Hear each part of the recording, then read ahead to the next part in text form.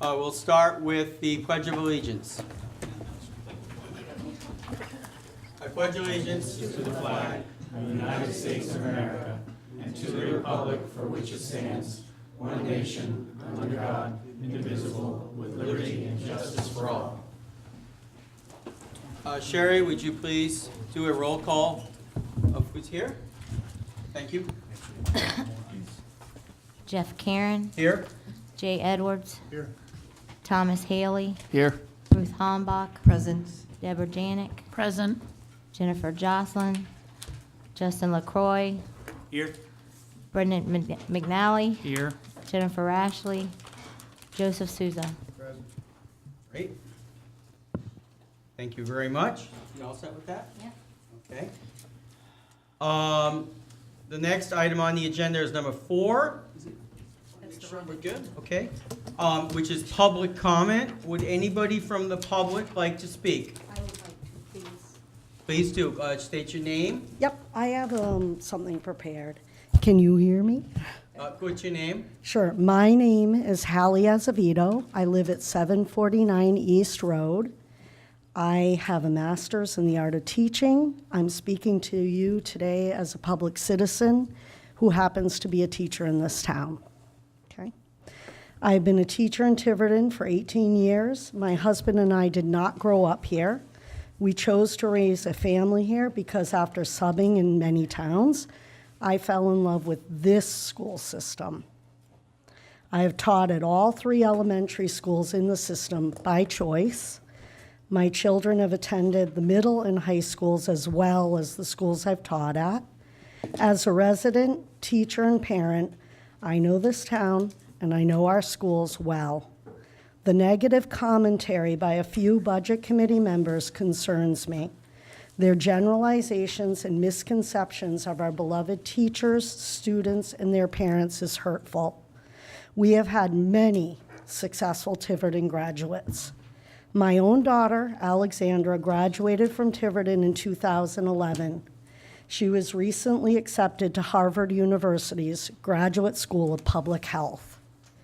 Many Tiverton teachers and other staff members played a pivotal role in Alex's academic and personal development.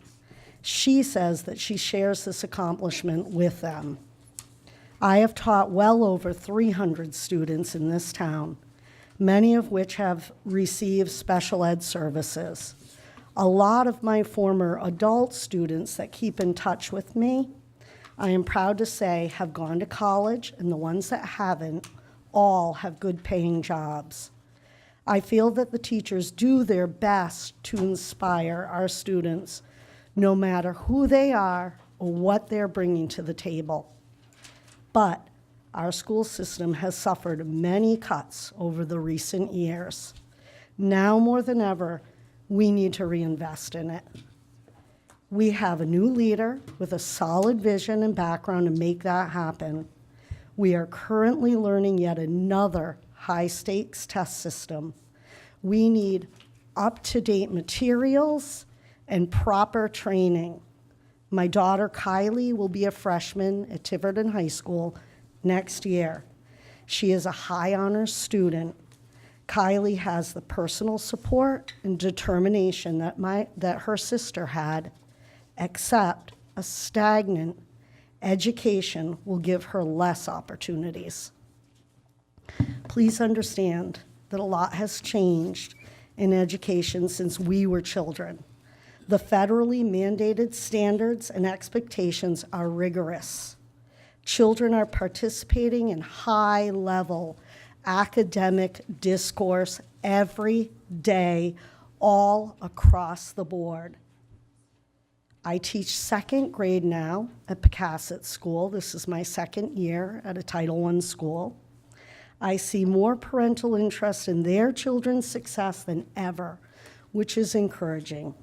Also, my young students are more determined to succeed and are becoming goal-oriented. Our new superintendent has been honest and forthcoming with his plans and findings. He is not from around here. He has no ties. He's studying our system and he's being proactive in fixing what he can. But he says he needs more than what we have to get us back into the competitive arena. His resume and expertise speak volumes to his success. Please vote for the budget increase for our schools that our superintendent and our school committee are recommending. Please do this for the 1,800 students that we are currently teaching every day. Thank you. Thank you.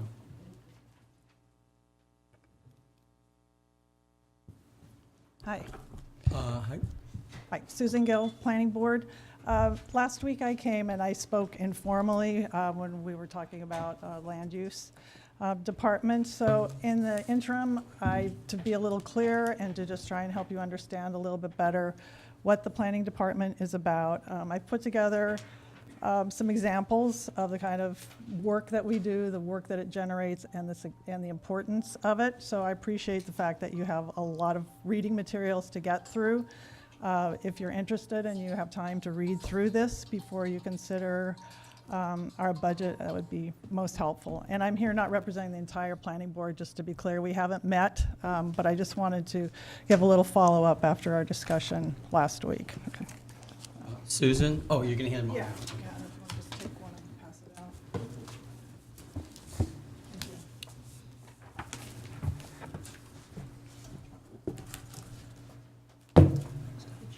Yep.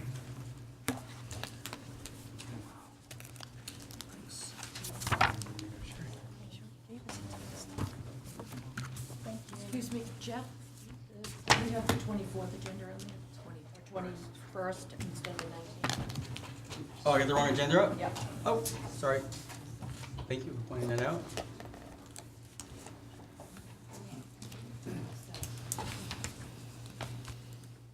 I can pass those down. You want me to pass something? Is that what you want me to do? It's That's the extra. one. It's an extra. Is that the one? That's the one. Okay. Perfect. Didn't matter till right now. That's- No, am I supposed to pass this or keep it? Sure, yeah, for extras. All right, yeah. This is a thick thing. So I'm keeping this Keep one. it for extra. It's an extra. You can stick it anywhere you want. Oh, okay. Or I'll give let it back you to have her. I'm sorry. I needed Too another much piece going of on there. paper. Okay. Anybody else? Oh, Yep. like to speak? Yes. Leroy. I'd like to first introduce Lucy Pavo. She's from 88 Bay Street. Had a few words, and I'd like to follow up after her.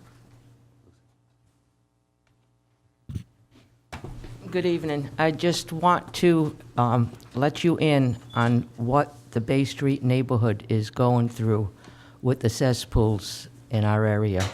We live at the bottom of a very steep hill, and anytime there's heavy rains, it all washes down, sewerage along with it from those failed cesspools further up the hill. There are properties in the area that are financially strapped because of having to empty those cesspools too frequently. And as I said, even when we empty them on a regular basis, the heavy rainfalls that we get cause sewerage to spread all over our yards. There are some yards on Connecticut Street that are constantly wet unless there's a drought because of that. There's raw sewage from one property there that flows onto a neighbor's property on a regular basis. Now, a lot of us are retired down there. We're on fixed incomes. We need help cleaning up that neighborhood. It's hard to live with it every day. We can't have children playing out there whenever that's out there. And the smell is just horrific at times because there are so many of the failed systems. And we could really use a little help in the budget if there's any room for it. That's about it. I wish I could explain it better to you, but it's just too hard to live with. We do need help getting the job done down there. Thank you. What was your name? I'm sorry, Lucy Pavo. You said it, but we, He did, yes. Well, it's actually Lucia, Lucia Pavo, and I live at 88 Bay Street. Thank you. And may I just go, your first name? My first name is Hallie, it's Hally, and my last name is Azevedo, Azevedo. Dio, okay. Thank you very much. Thank you for listening. Okay, I'll be Kendricks? brief. Leroy Kendricks, 53 Rhododendron Drive. Just a couple things. I thought that when I spoke to you folks the last time, I don't live in the Bay Street area, but I've been fighting for Lucy and the folks down there for many years, and I thought it would be helpful for you to actually hear someone who lives through it every day. I mean, we can say stuff, but I mean that's pretty powerful when you hear it from the person who lives it every day. And so you wonder why I fight so hard. Lucy and folks down there is why I fight so hard, why you're seeing me here. A couple other things. I do want to, again, urge you to adopt the town administrator's budget for the on-site waste treatment program. I see that's on the agenda for tonight. I urge you to, I think that the line item is, that the town council recommended was $30,000, and $37,500 is what the town administrator. So I urge you to please help the town in giving us some more funds in which to do the things that we need to do for the town. And I don't really think I need to say more about Bay Street. I think that Lucy said it best. One last comment. I want to follow up with something that Joe Souza said a couple weeks ago when he talked about doing preventive maintenance for the library. And I think that the town should go further than that. There's something called computerized maintenance management software and program. I don't know if anybody's ever heard of that, but it's something that I think the town should look into this upcoming fiscal year. It's a preventive maintenance program that you use software to keep track of what's been done on what building or what facilities, et cetera, and it's a big money saver. What Joe said, if you spend $5,000 now, you'll save, tens of thousands later. That's not just true for the library, that's true for probably many buildings and even probably the fleet. So having a computerized maintenance management program, I think, would be very helpful to the town. And that investment, the software and the training and getting someone on board to lead that for the town would be very, very helpful. So, thank you. Thank you. Thank you. Would anybody else from the public like to speak?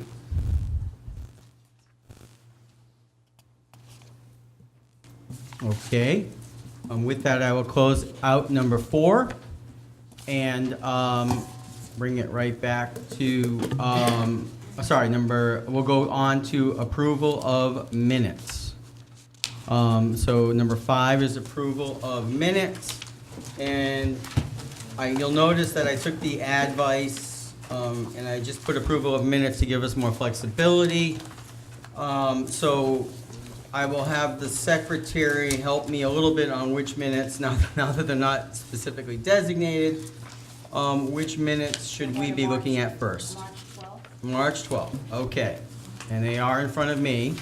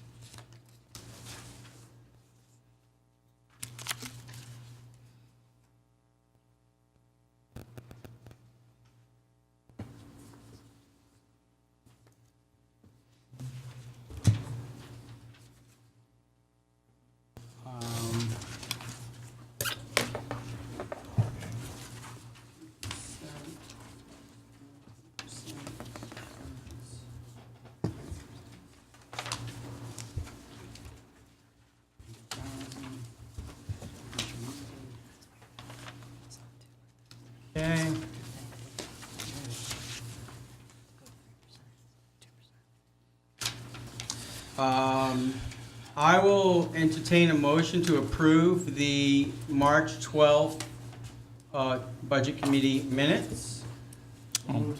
I'll second. Okay, Mr. Chair, yes, I have one. please, help us. On page 2, item H, I am quoted, I wasn't there last week, but I was quoted, and I think it was quoted correctly. It Okay. says that I had stated at a previous budget committee meeting that there was an error in budget committee account 8045 that should have read 1250. I think what I said was that in the previous fiscal year, it was 1250. Okay. Not that I thought that we should change it. And I also recognized, I think I said that I had never gotten a request from the budget committee, so I just put it at 500. And then there were other pieces of information as to, for example, the need to pay for the video, I think. Right. things Which you like weren't that. aware of, right? I did not object to that at all. Right. But I Right. just wanted to set that straight. Yep. Okay, so we'll just put that you, just let us know that the previous year was 12. And if I can just make one very minor typo in F, seconded by, my first initial is D, not J. Yeah, sorry. Sometimes that happens. All right.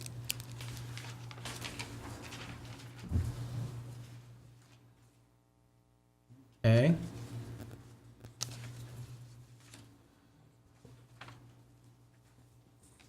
Are there any other corrections?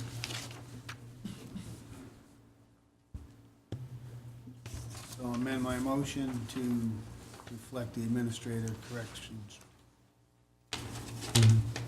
And Deb's Yeah.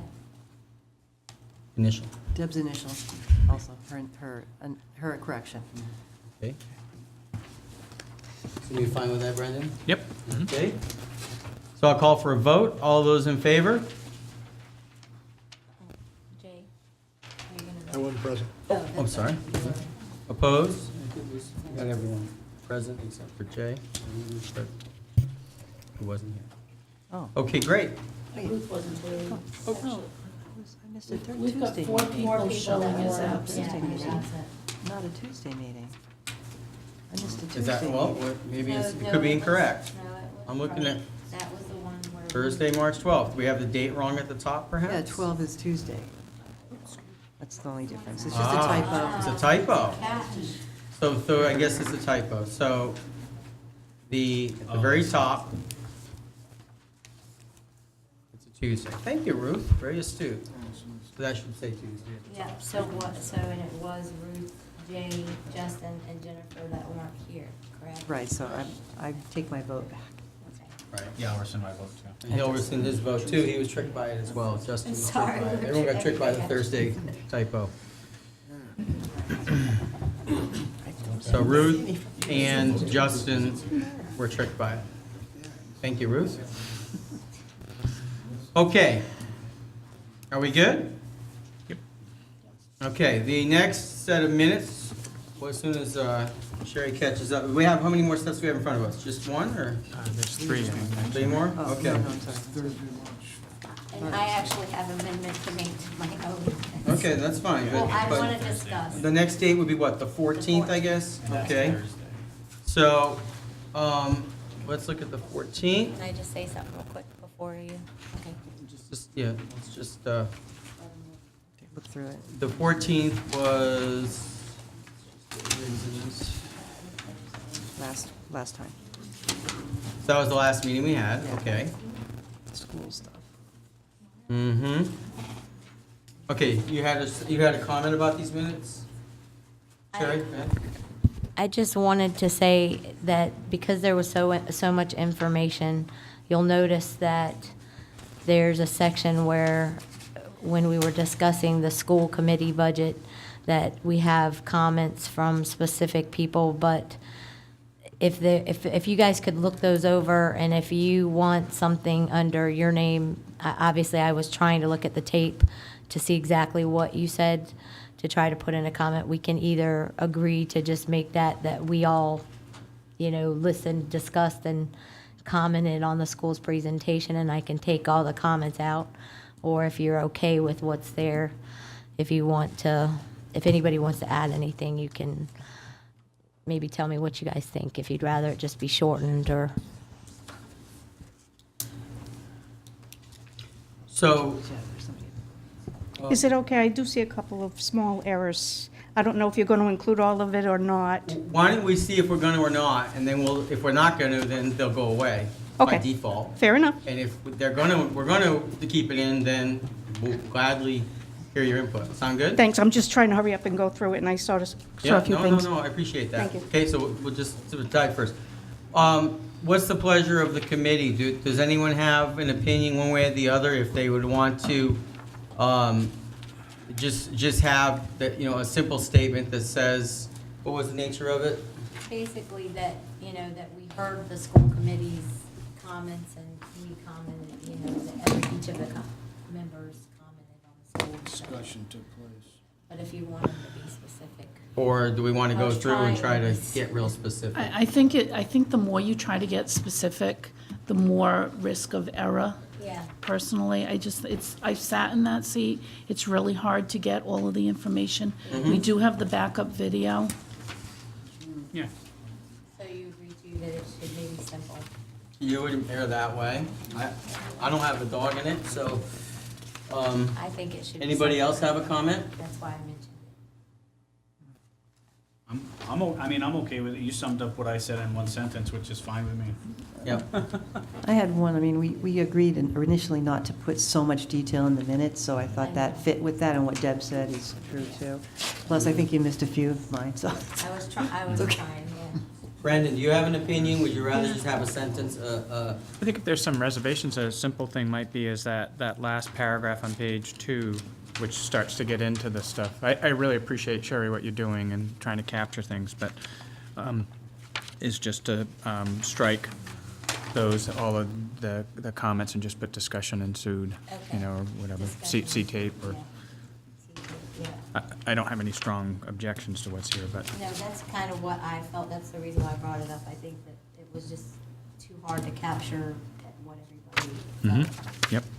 Okay. can you repeat what you're suggesting, Brendan? Would- Some, So looking at the discussion and preliminary vote of school budget, so on page 2, keeping the first 1, 2, 3 paragraphs.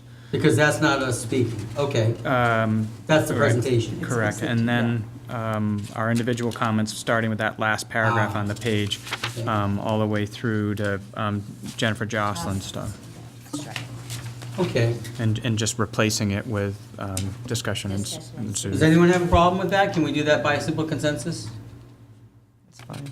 Does this have a link to the video? It Yes, does, a link yes. to the video, so, beautiful. Okay, everyone okay with that? Okay, so we'll do that. So, thank you very much. Now, if you still have something, I we're do. happy to hear. Just a couple of small things. Sure. In the second paragraph on page 2, under the school committee. Okay, so this would be when your committee was speaking. Wonderful, thank Yeah. you. There is mention of the increases for the teachers, 3% in year 1, 3.5 in year 2. It should read 3.5 in year 3. Yes, it Right, should, I recall that. I emailed that one too. Yeah. Okay, thank you for that. Okay, and then in the following paragraph, I would go back to the tape to confirm this, but I don't believe that Dr. Sanquioni ever said that he knew what that 1.7 million was there in October. Actually, she was the one who said it. We can look at the tape, but I believe you're the one who said that at the meeting. The 1.7. It's in the tape. It said here that it was known to Dr. Sanquioni in October, and I don't believe that's the case, that the It's on the- 1.7 existed in October. It's on the tape. I would go back and check it. I would respectfully Yeah. ask you to go back and check it. We will. Okay, so check that. And that was it. Thank you. Thank you. I don't think it was October either. I think he said like a couple months. No, Sherry, it was, I'll check you can check it. So, okay.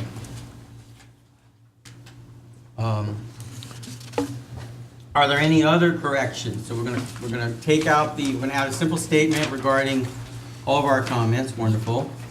And we're going to, Change to 3.5%. yeah, 3.5% for the third year, and and there's this question of verification of that, okay? And tightening that up to whatever the tape does in fact show. Is there anything else? Any other corrections to these minutes?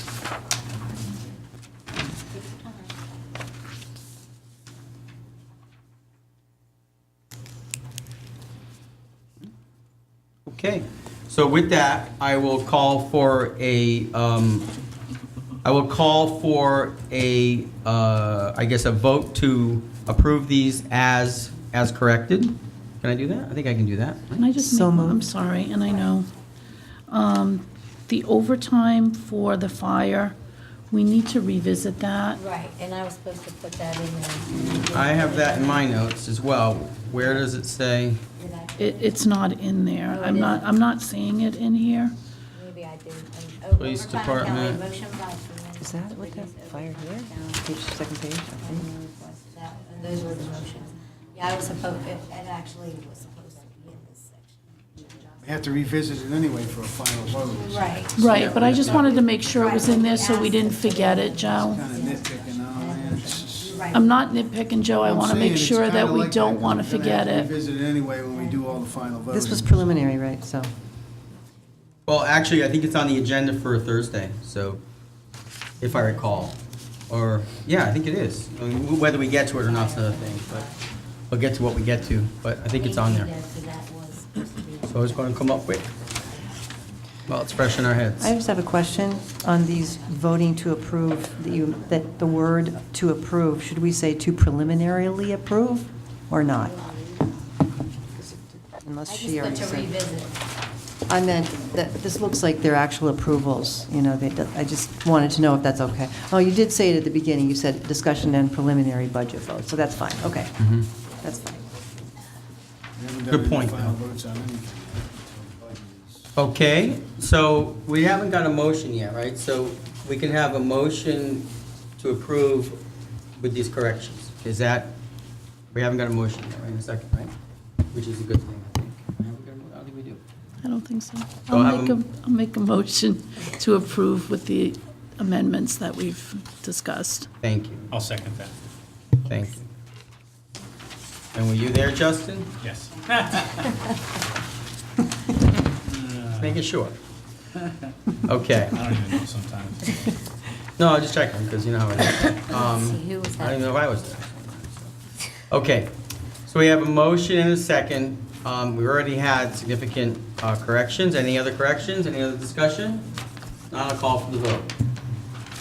Okay, all those in favor? Look Okay. unanimous amongst us.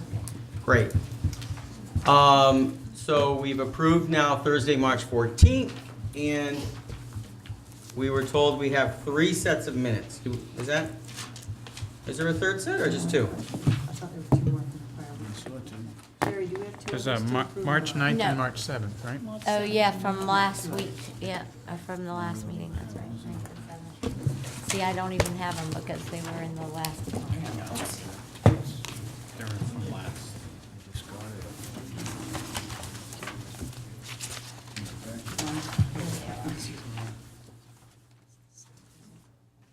Ninth and 7th. Okay, I'll keep it simple. Just while people look for them. The March 9th is the site visit, Town Farm site visit. So this was the recreation-based ones. And this was the one where we did not get snowed out, it appears. So, they read, I'll read them since people are looking. Present were Ruth, Sherry, Tom, Brendan, and Jennifer Rashley. Chris, Recreation Committee Chair, and Rick Rogers, DPW Director, joined the committee for the site visit of Town Farm, Pecasset School Playground, and Fields, the Pecasset School Playground and Fields, and Bayview Playground. That's it. So of those people there, could I entertain a motion to approve? I'll make the motion to approve these minutes I'll of March second. 9th. Okay, motion from Ruth, second from Brendan. Any discussion? All those in favor? One, boom, boom, 4 people, 1, okay, There. the people that are there and are here. Okay, that looks good. So, the final set of minutes, that's yours, Ruth, thank you very much, is Thursday, March 7th. Do people have these, a copy of these? Let's see, who was absent? Deb Janik was absent. But it looks like everybody else was present. This was the evening that the town council, I gave a town council update, I gave a school committee update, I gave an update regarding the exterior repair of the library.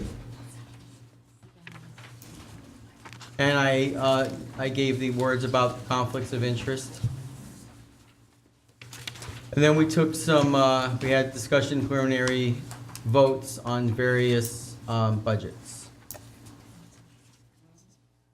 I wasn't present, but I had a question. I just didn't understand, under the town council budget updates, where it discusses,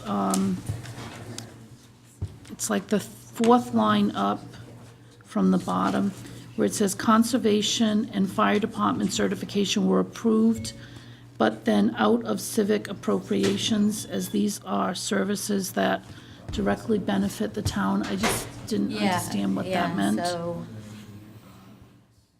I remember that. So Conservation. these 2 line items, it wasn't conservation, it was the It was- eastern, yeah. East Bay Community Action. no, Oh, No. sorry. it was the eastern conservation, the one that used to have an office above the ice cream stand, down in Helgers, I believe, the eastern, I forget the name. The eastern, you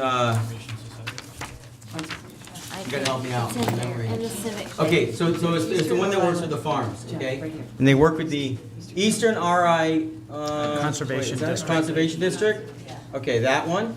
And the one that is titled, that David Paul gave a very nice talk on, which was called what? Fire rescue. Fire Rescue Community Training. Those 2 are part of civic appropriations and give a direct benefit to the town, okay? And so, the nature of the statement was that,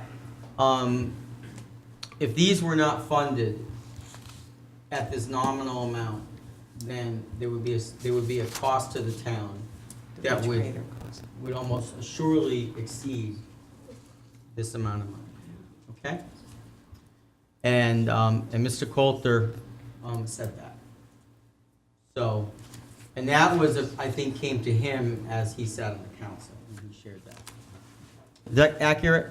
I think that's what he said. So maybe I should just Yeah. add Eastern Rhode Island District. Yeah, you should add that, though, because it Okay. looks like Conservation Commission. Yes. and it's not. Okay.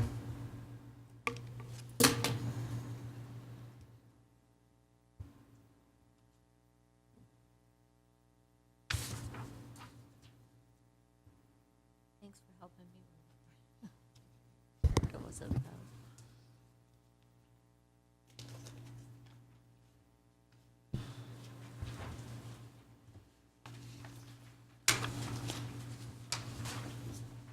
Um, mm.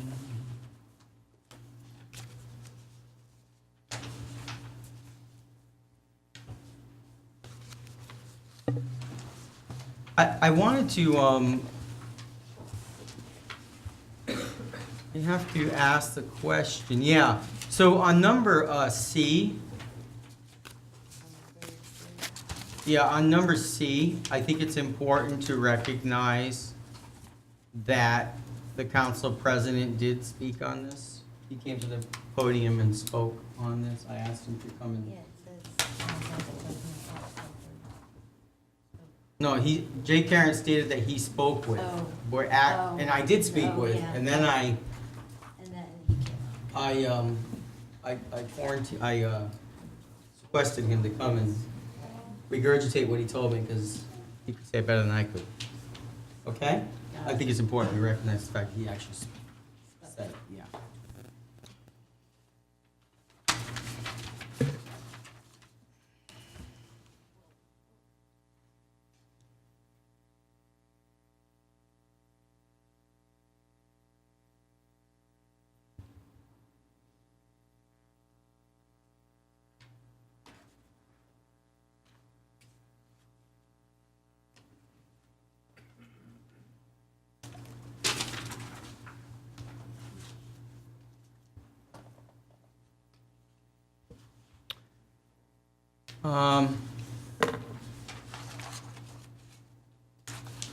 Okay, are there any other corrections?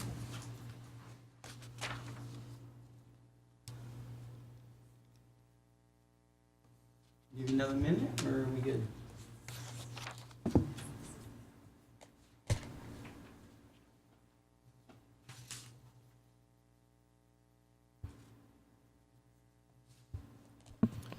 There's, also, it talks about the Budget Committee request should remain at 1250.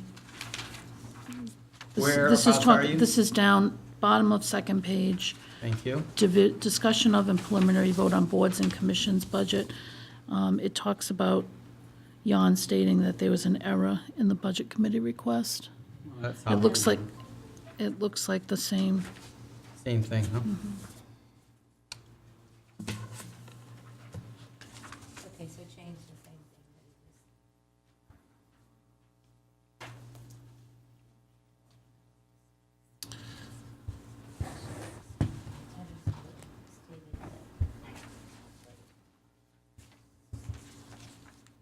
You could say that that the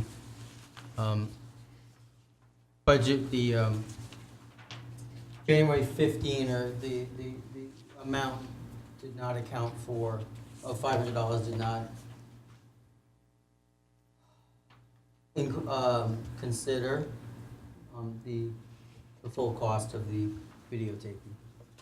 That might accurately cover it and everyone. But I thought we talked about it last time, and last Tuesday, I think. And we made it 800. Yeah. Yeah. So, yeah. Right. But, yeah. All right. Put that in there too. But we didn't discuss it on this night. This is March that's 7th. right. So we can't put that in. Okay. No, All right. we But- vote, we didn't vote. But on what it. but instead of saying there was an, Yeah, I got think, it.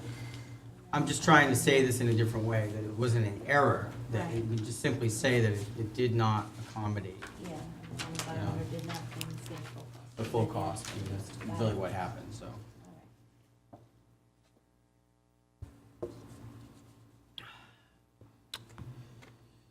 Okay, any other corrections? You good, Brandon? Yes. Okay. Everyone over there? Jay? Diligence? Okay. Okay, so we don't have a motion yet, that's good. So I can now entertain a motion to approve the March 7th minutes as corrected. I'll make that motion. Is there a second? I'll second. A motion by Brendan, second by Ruth, to approve these minutes as corrected. Any further discussion? Okay, all those in favor? Opposed? Abstain. And one abstain. Okay, great, that's 4 sets of minutes, fantastic. I think these are yours. Thank you. Okay, is that all, Sherry? 4 sets, are we good? We all caught up? Okay, thank you, everyone out there, for your patience. So the next item on the agenda is a brief review of submission requests regarding parks and recreation facilities. A brief review of submission questions regarding parks and recreation facilities. Now, this item, it's about 10 of 8, actually quarter of 8 in real time. So this item was put on the agenda because we realized we had never touched on the capital items regarding the parks. So we then made an attempt to reschedule that for 6:30 tonight, and it was not possible. So therefore, we were gonna put questions together to send to Mr. Romine, who's here. Is he here still? Oh, okay, okay. And put questions together, and he apparently provided to us some information regarding this. So I have a question. Does anybody have, he gave us a plan, and it looks like, it's, I don't know, how many pages? Yeah, and give us a plan. Anyway, does anybody, what we were supposed to do is come forward with questions about the capital items. That's what we were supposed to do. Does anybody have any questions generated about the capital items? Were any sent to you? I think that was a question. No, because he didn't get this to us until today. He was gonna, But we didn't ask for this. We asked for questions from the committee Right. regarding the capital line items, which we did have. But this is additional information. Okay, yeah, as far as so I'm no, concerned. nobody sent No any one sent her. Okay, so there are no questions for him.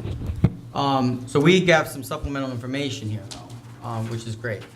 So I guess then we won't be sending him any questions, and we have this information here, which is great. So we can just sort of, if we have this information to read, I guess we can read it on our own. And if we have any questions for him, someone can ask, we put it back on the agenda at some point if we need to. Okay? Can That I- sound reasonable? One question, Yep. and it was, what was the $75,000 going to? I mean, did we get backup on this? Where we were spending $75,000? Is this just for the equipment? Is this installation That of the was equipment? $75,000 for a town farm, Yeah, yeah, which the council reduced to 50, I believe. all right, still. Okay. I don't know what, this here is different than what the Yeah, council did, but. well, this is what he's requesting. I cannot regurgitate what's in this binder without looking in the binder, so. I haven't seen anything to show Okay. what the money was going for Right, at Town Right. Farm. right, okay, That's why I was saying, that's why I was hoping we were gonna have some talk Mm-hmm. on that. okay. So Joe has a question, so maybe we can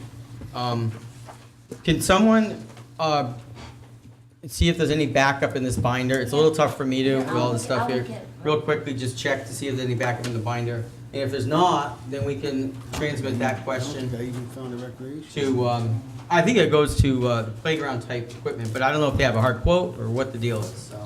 Well, that was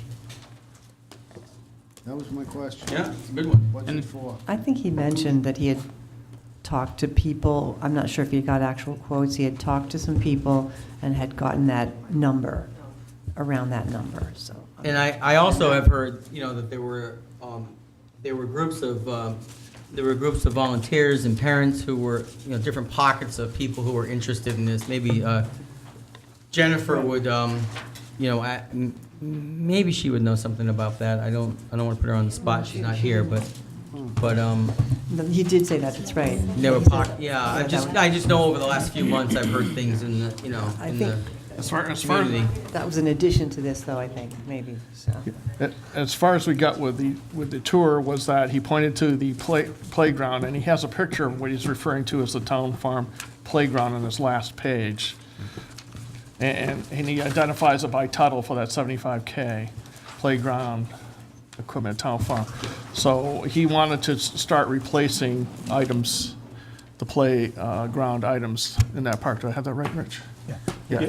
Do you want any input from Oh, DPW? do you have information about this request? Yeah, Rick We Rogers. would love information, thank you. Yeah, Rick Rogers, DPW, and the different park areas. The what? The different park areas, Town Farm, Bogland, Pecasset, Booger Marsh were all listed in the 5-year plan with backup. The town farm was to replace the jungle gym that was taken down earlier. I believe it might have been last autumn. Time flies. And that would be a effort by grants, town money, volunteer organizations to buy and install a new jungle gym. There are, of course, other items at Town Farm that people saw that need attention, such as the fence around the tennis courts, some painting, et cetera, on the outbuildings. There could also be some field work done, but the vast majority of that, the real impetus was replacing the jungle gym near the northeast corner, near the north parking lot. That does not, you would not build that or construct it, install it for $75,000. That would be relying on, again, volunteers, grants, donations. A jungle gym of that size, jungle gyms go anywhere from 30,000 up to 200+ thousand. The jungle gym that was taken down there, in my estimation, would be upwards of 100+. So that size jungle gym that would, last 20, 30, 40 years is expensive. And we're not looking to step on any volunteer toes or parent groups or civic organizations that want to contribute. We welcome that, and we would have to rely on that also. But all that backup data was in the binders. So Rick, is there a group that are working on this now? The Recreation Commission has worked on grants. I do not speak for them. I don't know where they stand on that. But just historically, the town has had volunteer groups help out. And the construction would be under the, whoever you get the playgrounds from, they send a representative down in the beginning to show you how to do it, and they come as needed. And also the trust would inspect it when it's done. So volunteer organizations are allowed and relied on. Just so you know, Rick, we don't have any backup under summer recreation? Or- What was that? Beginning of the binder. Okay, the beginning?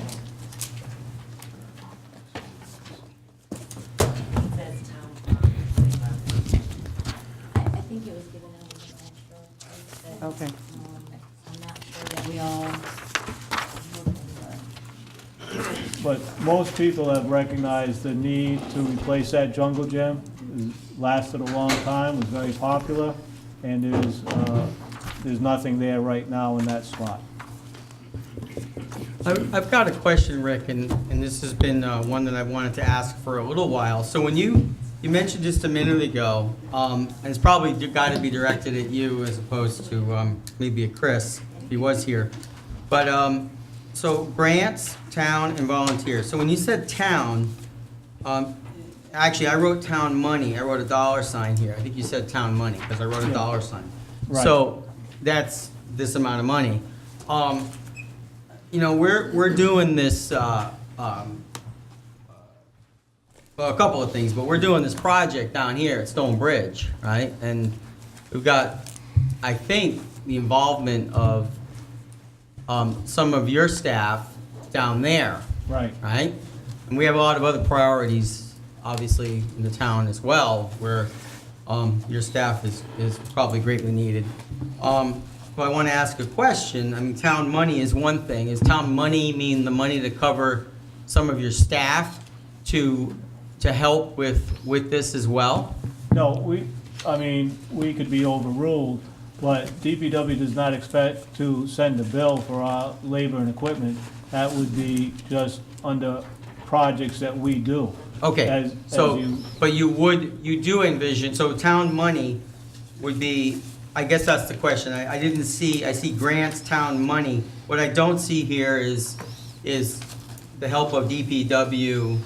I didn't see that here. Maybe that's just implicit in this? Well, no, I believe that's in the backup. That Okay. was listed on that. The size jungle gym, you're looking again at 100 plus. You could be $140,000 to purchase that size jungle gym. They're not inexpensive. They're made of composite materials. They last a long time. They're components. Summer rec. Let me cut to the chase. So we need to go in there and regrate the ground.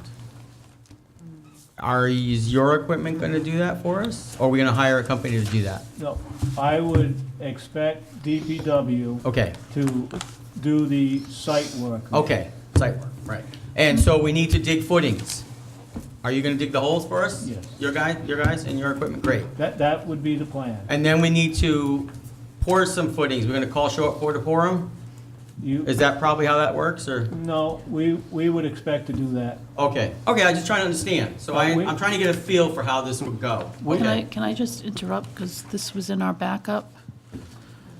And it talks about, there's materials here for a total of $209,960. It includes the playground apparatus, $206,500. Concrete, sonotubes, fasteners, sand. Where did you find that, Kim? What's?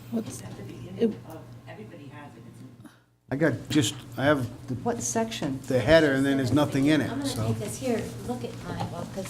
Someone can burn a copy then. So then there is DPW cost here also. Right, but I think it says later I'll on make a that that wouldn't be actually money sent or spent to DPW. It just gives a feel for the Like an size of the estimate of project. it, right? Okay, so it's sort of in kind, so to speak. It's under your budget. It's one of the projects you would take on.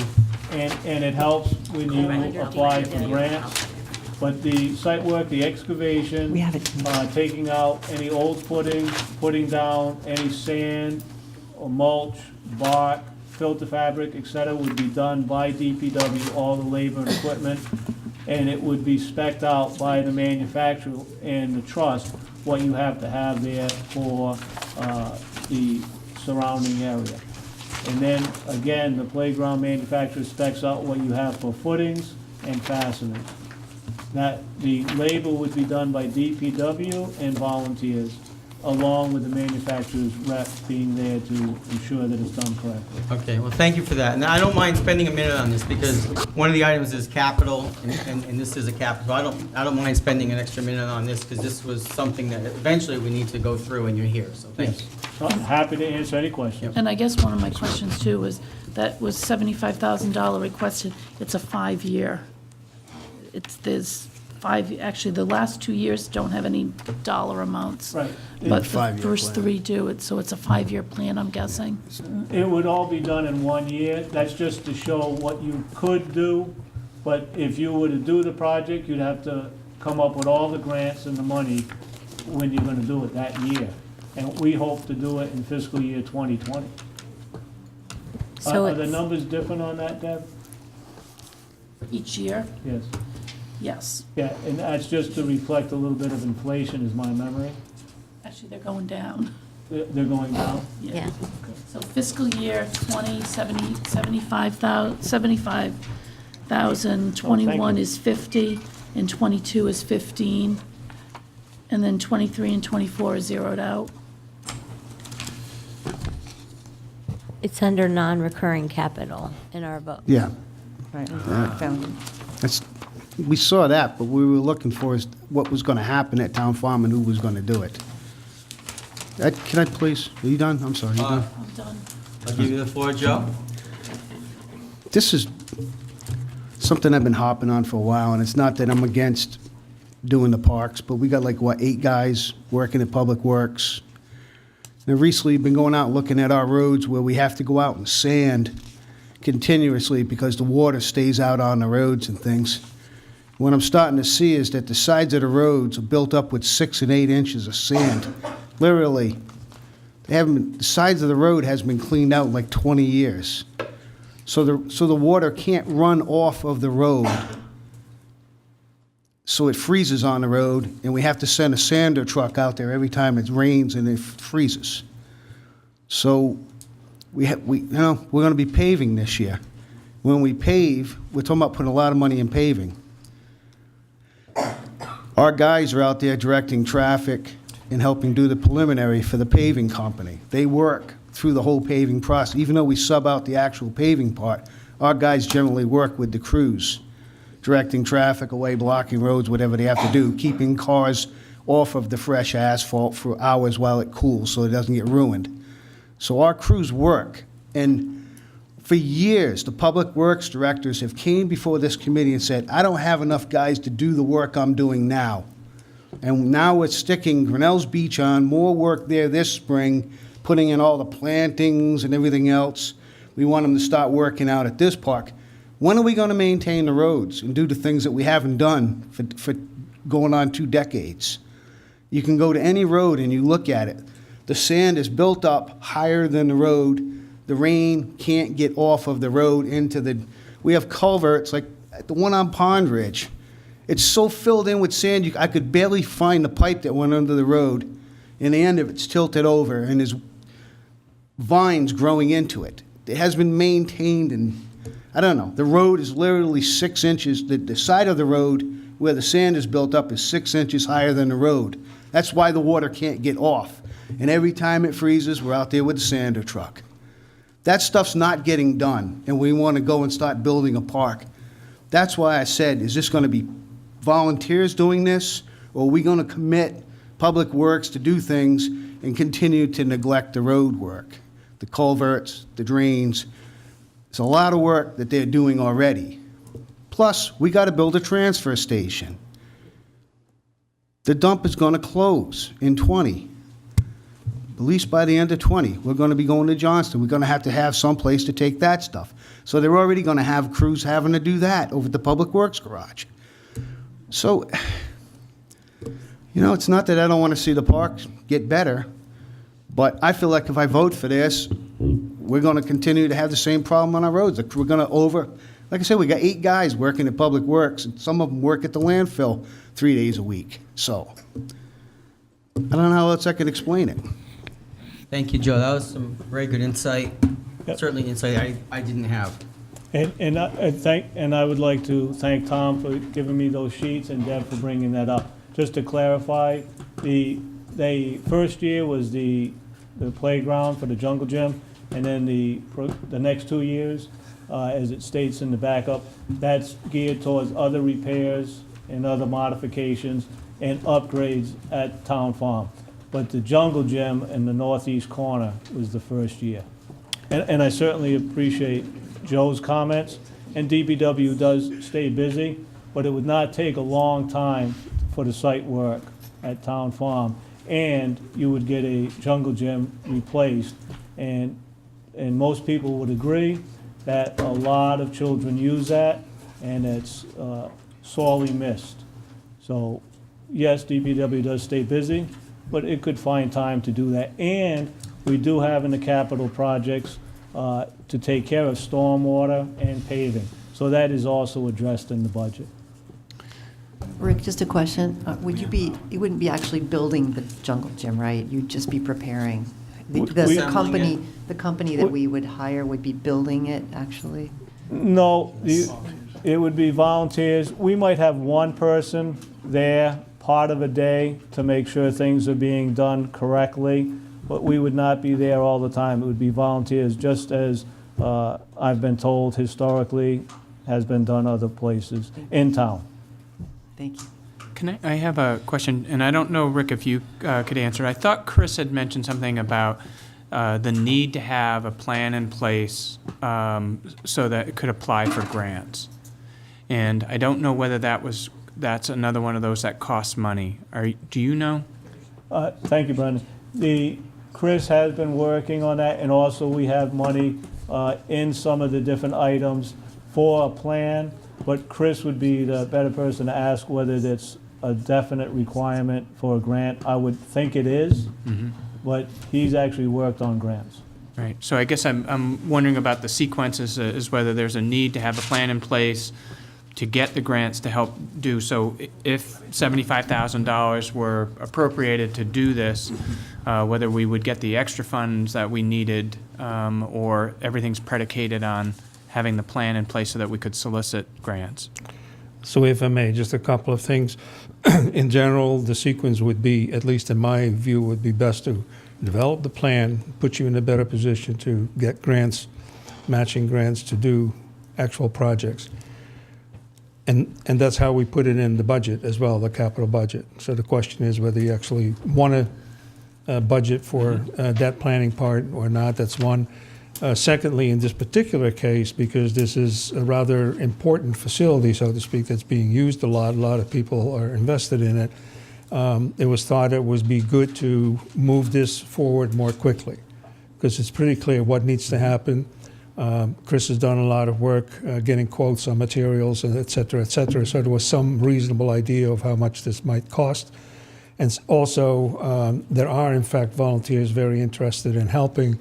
So it was a collective effort to try and figure out how we could do this particular project sooner rather than later, whereas the others would really more follow from an overall plan to look at, what are the recreational facilities, what are the priorities, where can we get the additional funding instead of only relying on the town budget. I don't know if that helps. With respect to the other sort of general dimension here that I think is important to mention maybe once again, we have a recreation program. We have a recreation commission. Whether we have the capacity to do all this work just through the commission or through volunteers is a big question. And I have said before that I think it makes probably sense to have DPW take on some of the facilities management aspects of recreation, so that the Recreation Commission can focus on programming and activities and supervising counselors and lifeguards and what have you, and DPW can keep track. Because the other thing that we've noticed with this equipment is that we just let it go, and then we find out that something is wrong because it broke and someone gets injured. So I think it's important to get DPW in the mode of keeping track of these facilities just like other facilities in town. Now, I think Joe is absolutely right. This is all wonderful, but can you really do it with the existing staff? And I think, again, with this particular project, we think we're going to get quite a bit of volunteer help to do it. But yeah, there is a larger question of, can you just keep adding to the plate, or do you need to somehow think about, how we staff DPW in the future? But I think that can come a little bit later. Thank you. Can I, before Jan goes, one question I have, and this repeats in a few of the line items in the capital budget, is we have a line item for matching grant funds. And is that money that we're expecting from, that we need to approve from the town, or? So there's several areas in the budget where grants tend to be available. For example, in recreation, we know. Actually, the recreation grants can be substantially more than that, which also means that the town match probably needs to be more than the amounts that you see there. But there are other areas, such as stormwater, where smaller grants are available to do certain solutions that are not as expensive as like the brick and mortar type projects. And having in the budget some matching grant money available puts us in a better position to apply for those grants. Because if we don't have a match, we're not eligible to apply for the grants. But wouldn't the line item up above, so if, for instance, for town farm, there was $75,000 that was put in by the town. That would become a match. Just like the work that DPW would do is considered in-kind match. Right. The work that volunteers do becomes match. So why, like when looking at the budget items, why would you then need another $25,000 as a line item saying matching grant funds? It's probably for the smaller projects that come along. Okay. Or just to, get a match for a part of the cost. Okay. We're talking to DEM as to, what is available when the grant cycle starts over again. So having these as line items and the different categories of showing matching grant funds for 25,000 or whatever those numbers is anticipating that whatever's up above isn't enough contribution from the town, that we're going to need Correct. additional. Correct. Okay. Tom, you had a question? Yeah, just well, when we had the tour, and people that were on the tour, please correct me if I'm wrong, but Chris was saying that you mentioned the cycle of a grant cycle. I got the impression it was a multi-year cycle, and it was our turn. We haven't asked for stuff for a while, and he applied anyway. Did you hear that, Rick? That's my understanding. Yeah, okay. Yeah, right, so You're saying- timing is important, and there was a sense of urgency when we left that he was going to try to put together a plan real fast and was hoping to get the money and catch that this year's cycle. Right, can I talk? Because there was, Ruth? because the director, or the chairman of the committee had resigned, so Chris was thrown into it, so there was an issue there, too. I remember he said that, as far as a plan of it, that the professionals that would come in would be able to design it right then. It would be sort of a quick thing. I didn't think there would be extra, okay, so, thank you, making sure. Sherry, you had a question, I thought? Or did you not? Okay. Anybody else on this topic? Okay, so I think this was a fruitful discussion. Thank you. Thank you, Rick. Yeah, no, and it's not, it wasn't wasted because it was, you know, in a lot of ways, we ran to ground, or we partly ran to ground some of this capital stuff for this topic, so it was, it wasn't wasteful. Certainly, worthwhile. And we also have the document that Chris provided, and so we can read that on our own. If anybody, again, has questions or whatnot, bring them forward, and we can figure out how to address them. I think we just did get a lot of good information. Okay, so that being said, I would like to move on in the agenda to number 7, which is docket development, I've called it. And 7A in particular is presentation and discussion of tax levy scenarios. And I am not as prepared as I'd like to be on this. However, I'd like to ask Tom, who, I did some of the work on this. And what I did was I took the capital items from the capital budget that were funded and plugged them into the docket. I kind of linearized the docket just for, not to say it's finalized that way or anything, but I just sort of put them in there just so that we could get totals that matched up and whatnot. And then I pinged on Tom at about 3 in the morning and asked if he could go through the numbers and add a column and make things work out. And it's my understanding he did, but he hasn't had a full chance to check the math yet. And however, that being said, Tom, would you like to, since you had your hand in there last, would you like the HDMI cable, or would I? I'm not sure we're totally in the position to take a look at that, where we could where we could zero out the tax levies, or we could do a quick what if or not. Talking about messing with that page, is that correct? Well, I think what we want to do is what I was hoping to do was come prepared with, come prepared to this meeting, and I apologize that we were behind the 8 ball. In particular, I was, but come prepared with a scenario of a boundary and say, okay, if we completely obliterate the capital budget, and obliterate other budgets, what is the tax levy increase or decrease? And if we completely maximize, those things, and then what are those? I can just give you the cable. Would you like it? Or are you in the position? Would you feel confident looking at that, or moving that mouse, or not? I don't want to put you in a position. Not me, but Well, I got the file feel here. confident, okay. I think I've got the file, but okay. So Tom, I've opened a file, JECTBH. Is that the one? _TBH. Yeah, that's the one, yeah. Okay. And So, I'll just, is it up on the screen? Yes. That's great. Kind of small. Okay, I can do that. And again, I don't know how much progress we'll make in this area, but I will just take a minute since it's on the agenda to look at it, okay? And just sort of give everyone a status of what I did. And Brendan, I didn't send it to you because it was bad enough I dinged him at 3 in the morning about it. I wouldn't have answered at 3. Yeah, I know, and Tom didn't until this morning, but I Thank you. Okay. This is, what's happened since the last was, and what Tom dealt with, town administrator requests, town council requests, and this is the column that Tom added, and then the budget committee recommendation column. And so this column, the budget committee recommendation column, the one I just colored, should of course reflect any votes that we've taken, preliminary votes we've taken so far.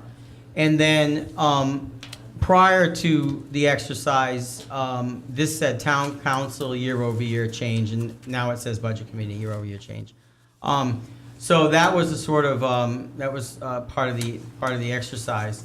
Part of the other exercise though that I want to show is down here, debt service interest payments. What I did is interest payments, total payments. Okay, so down here, municipal capital, and so capital improvement. So what I did was, and it raises some issues, what I did was, starting right here with capital improvement. Is it visible to everybody? Yes. Okay, great.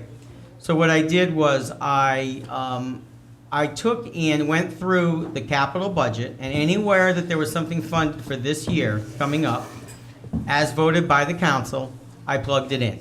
Okay, so or where the administrator had requested money, as in this case, Bay Street mediation, and it wasn't. But if either there was a request that wasn't funded by the council, I captured that. I thought that had to be done, or if it was funded, I plugged it in. Okay, so you can kind of see now. You'll notice, and I was starry-eyed at the moment because it was very late, but the new items, I believe they were all new. I didn't put new on paving, because we always know we had paving drainage, and it lives somewhere else in the docket.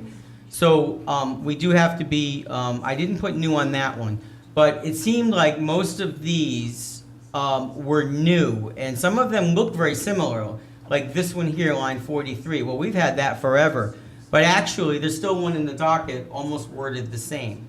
So I did call it new, for example. So anyway, I took the items in that scenario and I put them in, okay? And I worded them new. And if I'm wrong on any of those new ones, please let me know. Because again, I did not do a full 100% diligence on that, and this is just draft. But I went through and I did that and I called this section capital improvement because that's what came to us from the council. And then I did the same thing for equipment replacement. And what I did on equipment replacement was I did the exact same exercise, and I called these items new because I think they are new, okay? And then I had one more section here, which was called, as part of equipment replacement was these items here, which were already in the docket, I believe, at some level. I'm a little foggy on where these crept in, but they were in the docket and they lived on. So these, the 28,000, the 15,000, the 25,500 for these items. So there they are, okay, and they were under equipment replacement, but they were not new, I guess. That was the thing. And so there they are. And this looks like a total that Tom may have put there, actually. Okay, and then, so that was that. And then there was recurring, and this is a philosophical point that we should discuss briefly. Recurring major timed finance payments. So these were the items that we've always had in there, and I chose, based on something I witnessed, I chose to put these into capital. Now that's a philosophical thing, and I know that it seemed like there was a decision made that if something's a timed payment, it's not capital.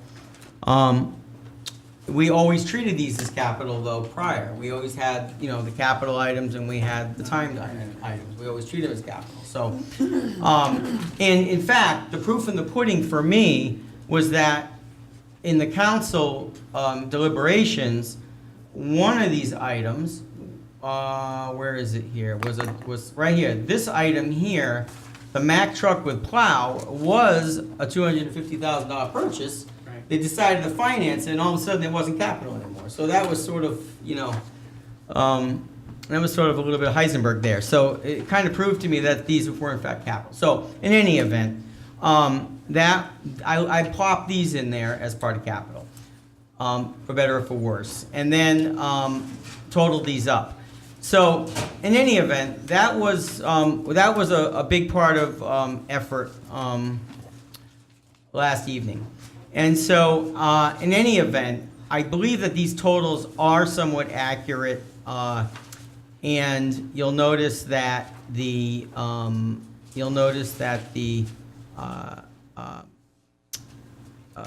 capital approved prior was 444, and again, I will go all the way up to paving up here. Sorry, I went up too far. I want you to notice one thing. It's really important.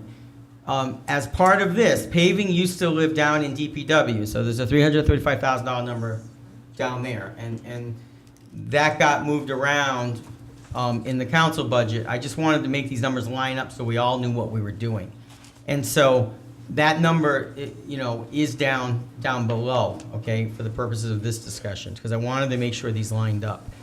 And so, in any event, 444 was the number for capital. The town administrator request is 2.6 million. The town council request is 1.8 million. And if this is correct as of right now, the budget committee recommendation is 1.9 million. How that went up, I don't know. And Well, it's a combo of the real capital stuff plus the timed payments.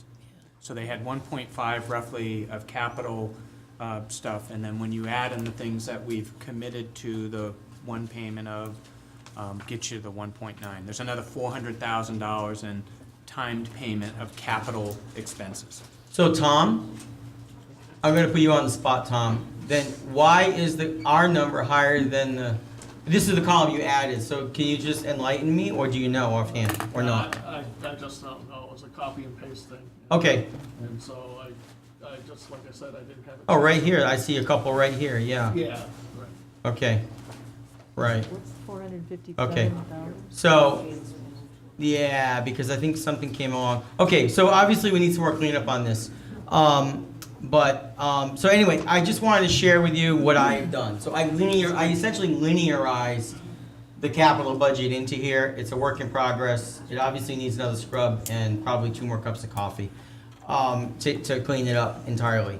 My goal was to be able to say, and by the way, so that was that. The rest of the docket, again, Tom nicely added in these columns and whatnot. Once we scrub them entirely, the rest of the goal was to be able to say, play what if games. And the idea was that the capital budget is so significant, as are the school numbers, that you know we could look at the boundaries perhaps a little bit. And I'm not sure that we're in the position again to do that right now, and I didn't come prepared with those calculated. But I do want to show you that the detailed calculation is still all clicking away, and this sheet is still intact. And I went through this sheet again very carefully last night, and also this sheet here as well, the tax levy calculation. So all that being said, we're very close to being in a position where we can do that. So I wanted to share that. And that's the reason, because we didn't get there, the reason I didn't send anything to Brendan to give it the eyes on. Jeff.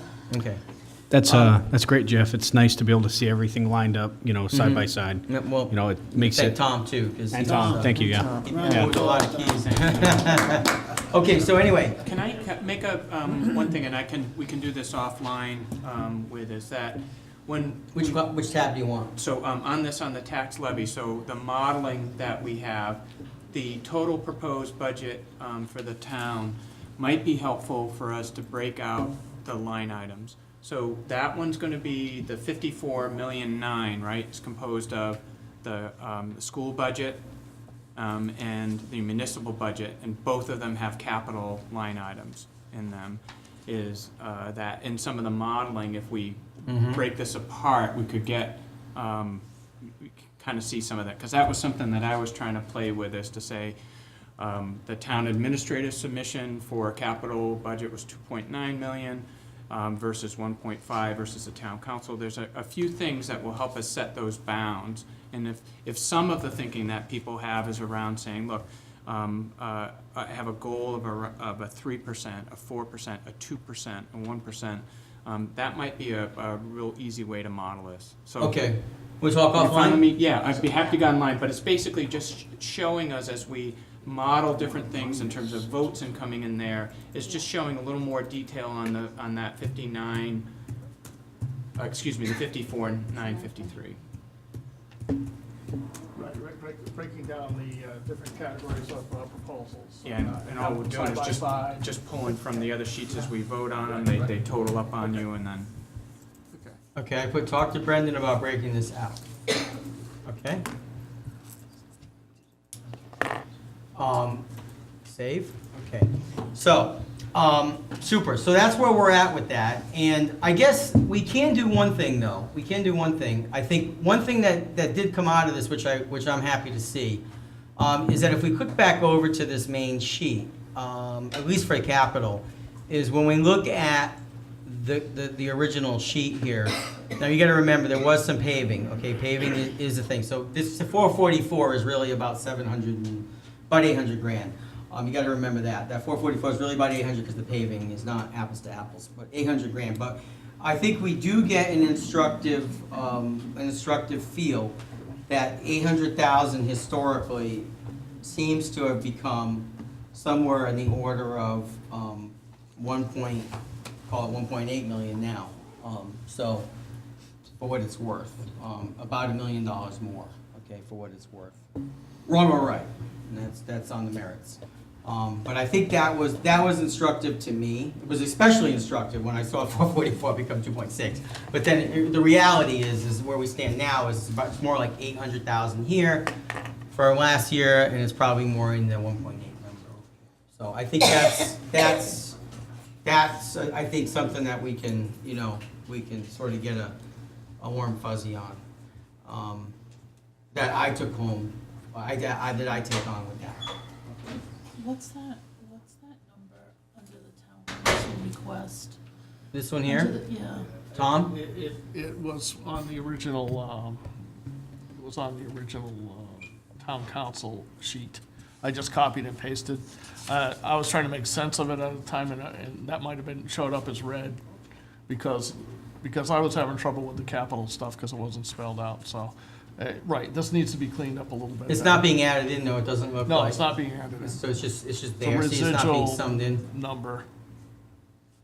I don't think, if I delete it, I don't think it changes the number. It doesn't change the number. Yeah, it's just a number hanging around. Are there formulas in there? Oh, yeah, Just summations. there's formulas. Just adding the Yep, column. see that, so this one here equals that one, plus that one, yep, plus that one. Yep, plus that one. Mm-hmm. Then there's just numbers dropped in there that we have no idea what they are. Some of these, again, some of these numbers, like this number here, these numbers here were in this previous sheet and they just got pasted in, apparently. Again, But they're not being summed, so. They'll be gone in the next version. Again, the main thing I wanted to point out was that this thing is linearized now, okay? And I had hoped to be able to show boundary conditions.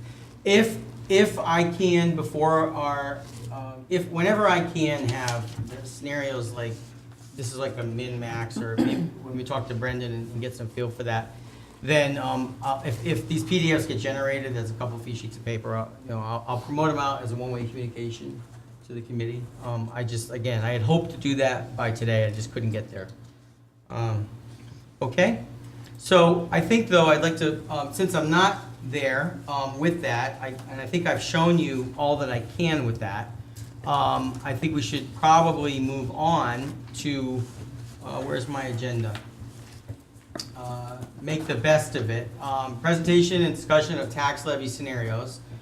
I thought we could have, we met with the school committee. I thought maybe a discussion of the school committee budget might be a good thing. We took in an awful lot of information. We asked a lot of questions. I don't want to, we could spend, we could spend 2 whole meetings on that, of course, and before we're done, we might. I don't want to do that tonight, of course, but I thought maybe we could just have some level of discussion for some amount of time on that. And similarly, we could have some discussion about just in general this capital now, and especially since I've shown these totals. Where do people, where we kind of stand on these totals? And I didn't put vote here because I just wanted to sort of have a discussion, test the waters a little bit. And so I didn't put the word vote, and I did that on purpose, especially since people weren't here and whatnot, even though it's preliminary night. And then, so anyway, I think the next item on the agenda will be 7B, discussion of school committee budget.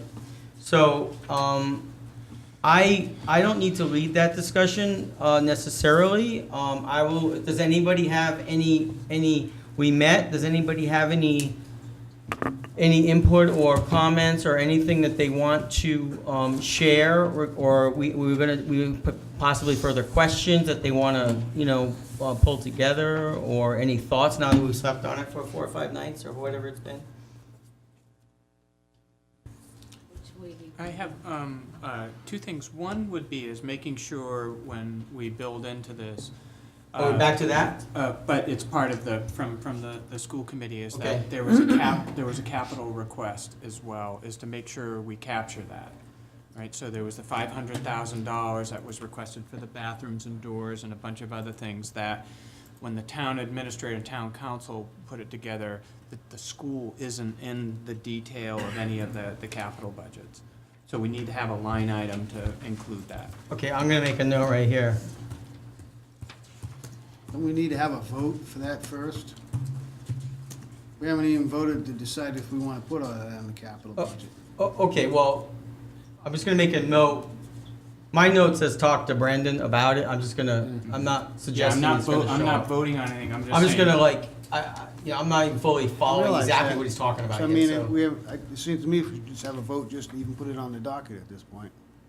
I'm gonna change it to discuss. Is that better, Joe? It was, school capturing. The word would be capturing. School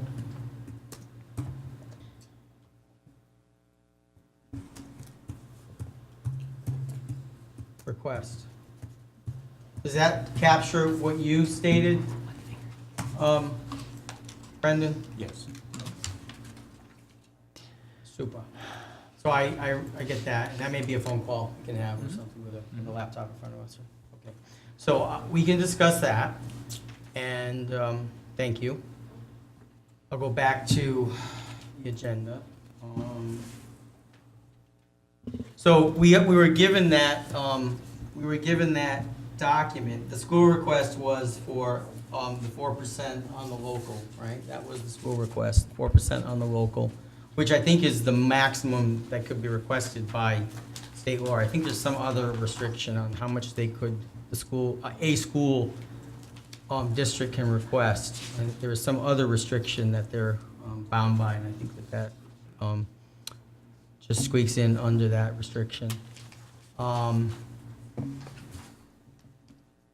Okay, Brendan had a comment. Does anyone else have any comments on the school budget at this time, or?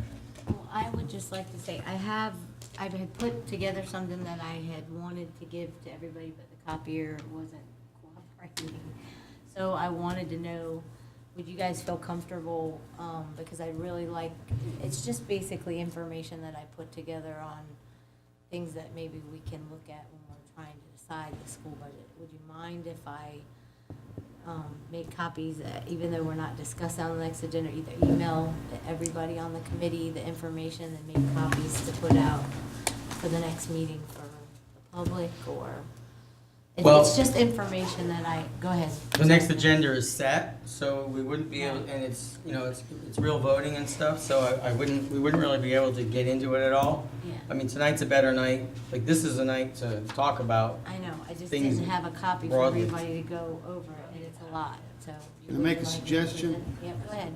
We're gonna be voting on the final budget, so can you please just email it to me and whoever else wants it, and then we'll look at I would it. like and it then also. It'll help us make our decision as we go forward. If it's just general information, We tried. No, I can do it in the planning department. Oh, okay. How many Well, pages is it? How long would it it's take a you to lot. go through it, It Sherry? would take probably a while, so that's why I said. yeah, that's I'd why like I'd So we like better to just review it on our digest own. it at home. All right, I'll email Yeah, it to let's skip everybody the on the paper. budget committee. Thanks, Denise. Then you guys can email me questions if you have. No, Okay. I think I have one night I'm not working on budget committee stuff that I can review. Okay, thank you, Sherry.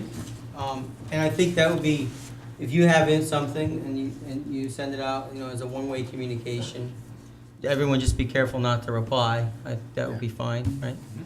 So, And I had one, I don't know whether any of the school committee members are ready now. So we were informed about this account for Medicaid money that the school committee can use, but there was also discussion about a current year deficit. And I don't know if there's any update or more details on that. So my understanding of having roughly $1.9 million in account that came from this reimbursement for Medicaid stuff, and we can use it, or the school committee can use it in any way that they want. But that we're in a year where they have high needs in terms of budget items that's going to run a deficit that's going to draw down on that. So I'd like more clarity on that. And if I can do that on my own, but I think it would be something that would be helpful for us all. okay. So it's kind of really a status of where they stand as to whether those funds, if there's 1.9 and it can be used in any way, but this year, most of it's going to be absorbed through an anticipated deficit, then it means there's not much left there. That's fine. So I guess, is that something that we could send a written request, or I don't know you know, we could just write something up and send a, We heard it. Yep. We're sitting here. Right. We'll get it to you. could you get us a little paragraph on that or something? How you plan to deal with that? Thank you. Okay, that was easy. Thank you, Brendan.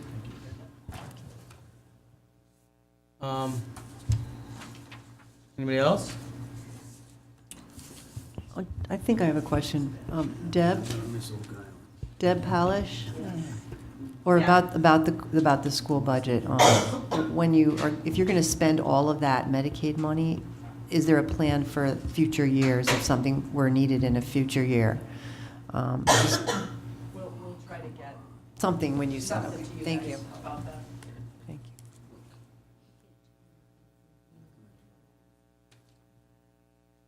And I'm not trying to be kidding, we're still looking at it. Okay. No, I that's know. great. Sherry just said 200K annually you get, so, okay, Is that correct, Deb, that you get about 200K annually in the In that Medicaid? We're still looking. tracking Okay. it. And Deb, It's in hand. and part of that also, that shortfall was because of unanticipated special education cost, from my understanding. Okay, then I had a question on that part. Are those new special ed people, did they just move into town? Or did they get? Again, we're going over all of that Okay. ourselves at our next meeting.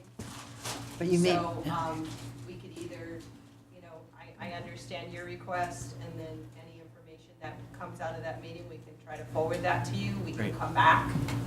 I don't, whatever's the best way to do that. When is the meeting, Deb? We are meeting Tuesday. Okay, thank you. At 7 at the high school. Okay, thank you. Yeah. We're good. And I'm not trying to be, we're still looking at it. Okay. Okay. So, Thank you. Oh, yeah. Can't go to 2 meetings at once. Well, I think that, you touched on an interesting point, Ruth, and, was it roughly a dozen or 10? It was originally 11. I don't know the number, some number of additional students. I think you said 13. 13 additional students that led to this, and, that certainly piques my interest of, have they been there since September, or, what was the number then, what's the number now, did they move into the district, like, how, there's a lot of They questions. could move in, there could be kids who were newly diagnosed, there could be a Yeah. That's But what we're those are all the asking. details. That's what we're that, asking, yeah. Those are all the important details that, that need to be discussed, yeah. So you raise a good point. So, any other things on this topic, or? I think they did an excellent job presenting. I think it was a very challenging audience that we presented here. From the original presentation that the superintendent gave to us with like a 7% increase, and then they really went down and teased out what was really important, looked at a 5-year plan. I think they came in with some really excellent points to advance our schools, advance the education, certainly to make up for the shortcomings of the teachers' salaries over many years where they were level funded. So I think that they did a really spectacular job, and I just really want to applaud them. Thank you, Deb.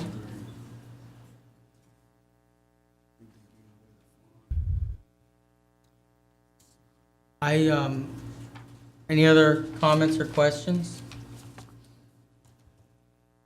I just take one issue with the woman who spoke earlier, and there was a reference to all the cuts, and I just wanted for the record, the woman who spoke during the public discussion, just for the record, want to state that I don't know specifically what cuts she was speaking of, because at least from the local funding from the taxpayers, to my knowledge, has never been cut. It may have been level for a year here and there, or a couple of years. In fact, 1 year at the request of the school committee. But I don't know of any actual cuts. Now, it could be that state aid went down and their overall budget went down. That could have happened. But again, I don't know of any cuts, at least from the standpoint of taxpayer. So I just want to make that point clear. And it could have been construed that that taxpayers or that the people of this town had made reductions in their contribution to the schools. And I don't think that's the case at all. In fact, you're putting more in if you think about the bonding. Right, it doesn't even count the bonds. I recognize you, Sally. Thank you, Ms. Karen. So last week, when you asked about the teacher salaries, and it was like, was it 4 years or 6 years? Remember that one? So it was 2009-10, 000 to 2012-13. Those were 4 years of zero. Okay, then in 2013 and 14, it was 1.75 step 10 only.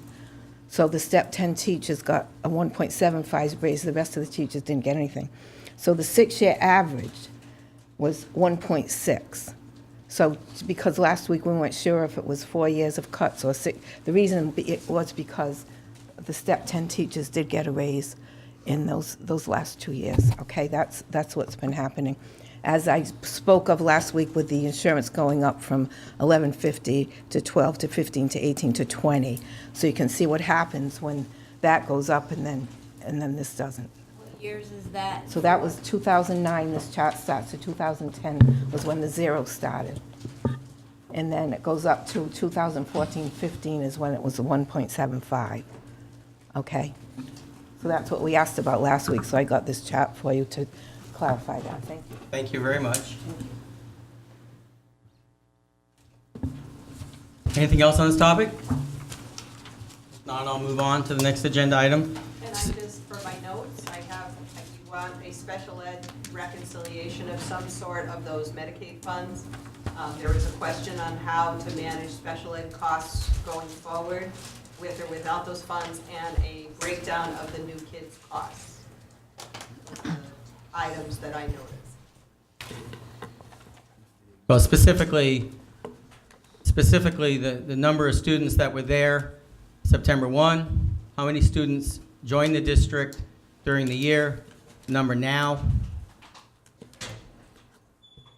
I think that's important. And the number that, you know, if they took on, if they took on a plan that required, you know, these excessive services midstream in the fall, you know, I mean, whatever that may look like. I think that's important to understand.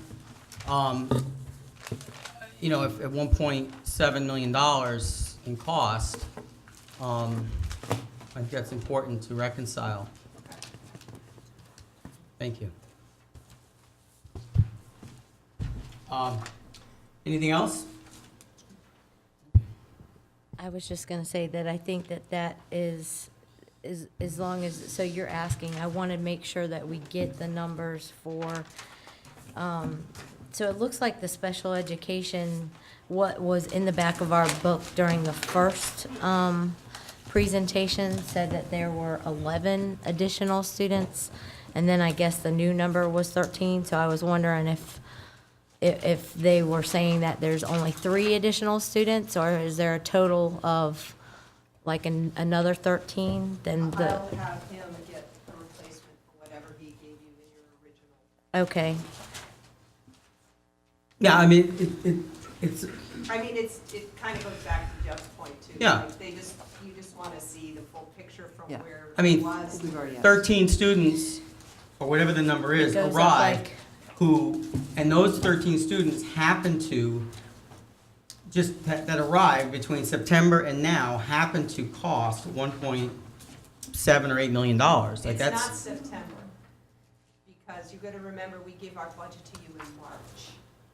So it would be anybody that would have come after we built that budget. So that Okay. would be April forward. okay, so those But the specific, reconciliation still is valid. okay, so 12, right, so those specific, right, that's, I find that peculiar. there's one other clarification that I'd like to get to, is the thing that they'd given us said that it's 2018 revenue and special funds. Is that for fiscal year 2019, for this year? Fiscal year 18 is the last actual number we have, just like fiscal year 18 is the last Right. fund balance number we Right. have.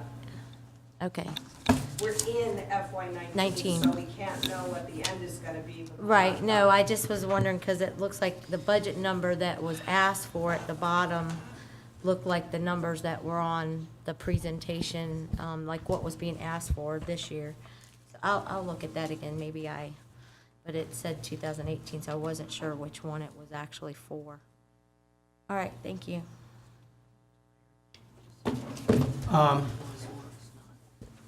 Okay, with that, I'd like to move on to the next item, 7C. Discussion of capital improvement equipment replacement plan and municipal capital. I did show those items in that linear fashion a little earlier.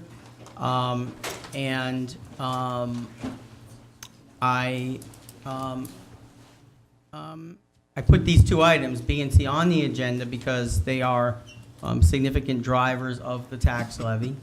And I will bring up again those dollar amounts so that people can see them. Where are they here? Just a sec, please. They are right. Municipal capital. So when you add them up in a more traditional sense like we used to, okay, you got this, I'll just go here, and like, I'll just put these numbers here. So these are the types of numbers, and again, that 445,000 is really more like 800,000, so we're talking about $1 million increase roughly in capital.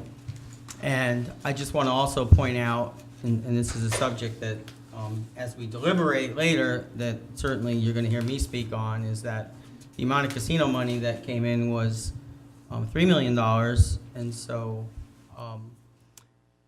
yeah, how much of that money goes toward capital is a question. So, in any event, does anybody has anybody got any opinions or questions on so far, having looked at in so many meetings about the capital budget and the capital items, specific capital items, or just in general thoughts on anything from should we include them in a more traditional sense in the docket like this to or in a separate docket? Has anyone got any thoughts? I have something. I'm having trouble with having the capital separate from the other spending, like when you said the 444,000 is really another number. I need to see it all on one spreadsheet if possible. Mm-hmm. I don't know if you can do that, but. Well, I've tried to do that here. What's that? That's what you've done.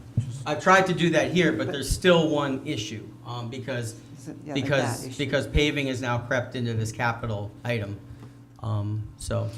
Could you refer to it? Did you put the number? Yeah, you have the number, but the account number, right? If it has an account that's in, Mm-hmm. you put the account number there, so that helps me a little bit. Mm-hmm. Okay.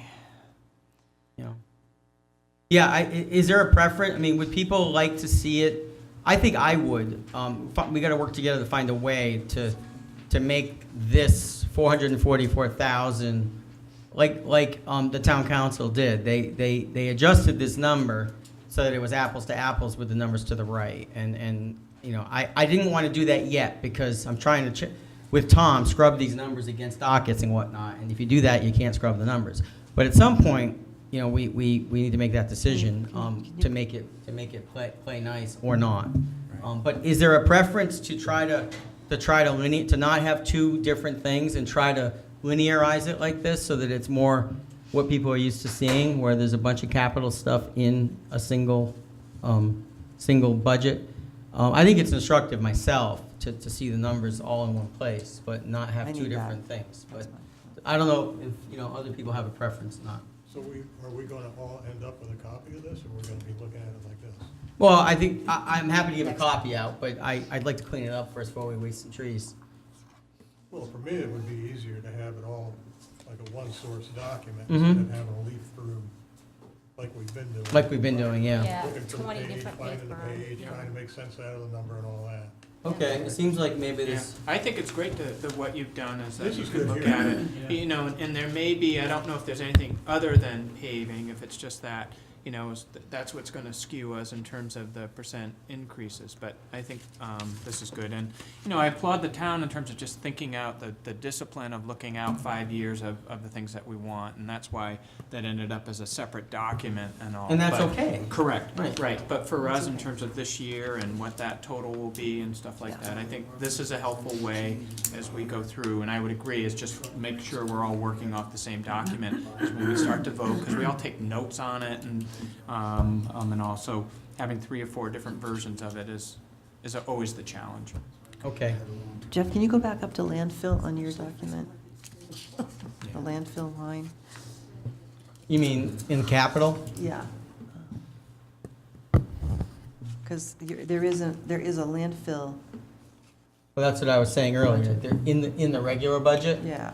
Yeah, there are items in the regular budget that look very similar to these, and I thought, oh well, this is not a new item, and it was writing the word new that forced me to double check these things, and I realized that no, this is an additional 50,000, and it has a slightly different title, and it is in fact a new item. Okay. Okay, and I think that's what you just caught on to. So, writing that's when I forced myself to write the word new and go through them. So it was instructive, let's just say. And that was a benefit of doing the exercise. So how can I see the total landfill cost then with the new and Well, that's in the total landfill's in the budget, that's down below. plus the other one, the new one. I want to see that total number when I look at it. All right, I'm just asking the question, because that's what I really would need. Mhm. That's what I'm saying. Brendan says that you did it in this sheet, but I'm not 100% sure that I have all that I need with it. Okay. So I'm not sure. I'll look at it when you get it done. Okay. Fine. Thanks. Well, another way too, I mean, another way that, I think we discussed it last time was, if capital items were to live in the regular budget, perhaps they could have like a C next to them, and those were capital, you know what I mean? They could live where they belong, live with a C, and then by resolution, they get locked in as capital items. That was just, I think I mentioned that once maybe, but I haven't really developed that thought any more than that. Just a question. Yes, Joe? Why does it still say study plan? What, as far as transfer station, recycle center? Because right now, where, help me out, where am I here? Number 44. Right, 44. Because right now, that is a line item in the, budget we were presented, that the town council voted. Agreed. And it was $50,000. Oh, and, okay, so you mean here, in this cell, budget committee? Because when I spoke to Tom at 8 a.m. this morning, either verbally or by text message, I don't remember, I think I said, maybe I didn't give any instruction, I don't remember, but I think we left the town council ones, we basically brought over the town council column, and then we adjusted the ones we had already voted. So rather than have them all blank and just have the, so it had some meaning, okay? So that number, we haven't voted that one yet. And that's part of the incompleteness of the sheet, is that, the ones that we voted, okay, would be, we haven't voted any capital yet, but the ones we voted have color. You see, have Okay, color. color. So we haven't voted that yet. So right now, it's just the council one dragged over until we vote, okay? Does that make sense? Yeah, I just wonder why it was already there. Yep, that's why, because it hasn't been voted yet. I think is that right, Tom? The ones that have been voted have color? Correct. Yeah, that's why. Yep. You just brought forward what the town council recommended, so you'd have something in there to. Right, so that Placeholder. 1.8 million right, so you got numbers at least, instead of just, $28,000 number for a town budget, because we haven't voted much yet. Make sense? Yeah. Yep. And that's why I think our number's a little higher, actually, right? See, it was a little higher, one of those numbers. So I actually do have some substance on the merits that I wanted to share with the committee, and I just want to take a minute to talk about it. I did some work, actually. This work got done in part with the treasurer. I made a request to the treasurer about a week ago, and I think the request got a little bit jumbled up, and then I called to see the status of it, and it got straightened out, and all of a sudden I got this lovely document, which is called in the upper left, Town of Tiverton FY Review Paving. Now what I'll do is I'll put this on the screen so everybody can see it. Why not, since we have it. March 19th print folder, I believe it's in here. This document the treasurer created, okay? And, okay, I can zoom it out for you, my fingers.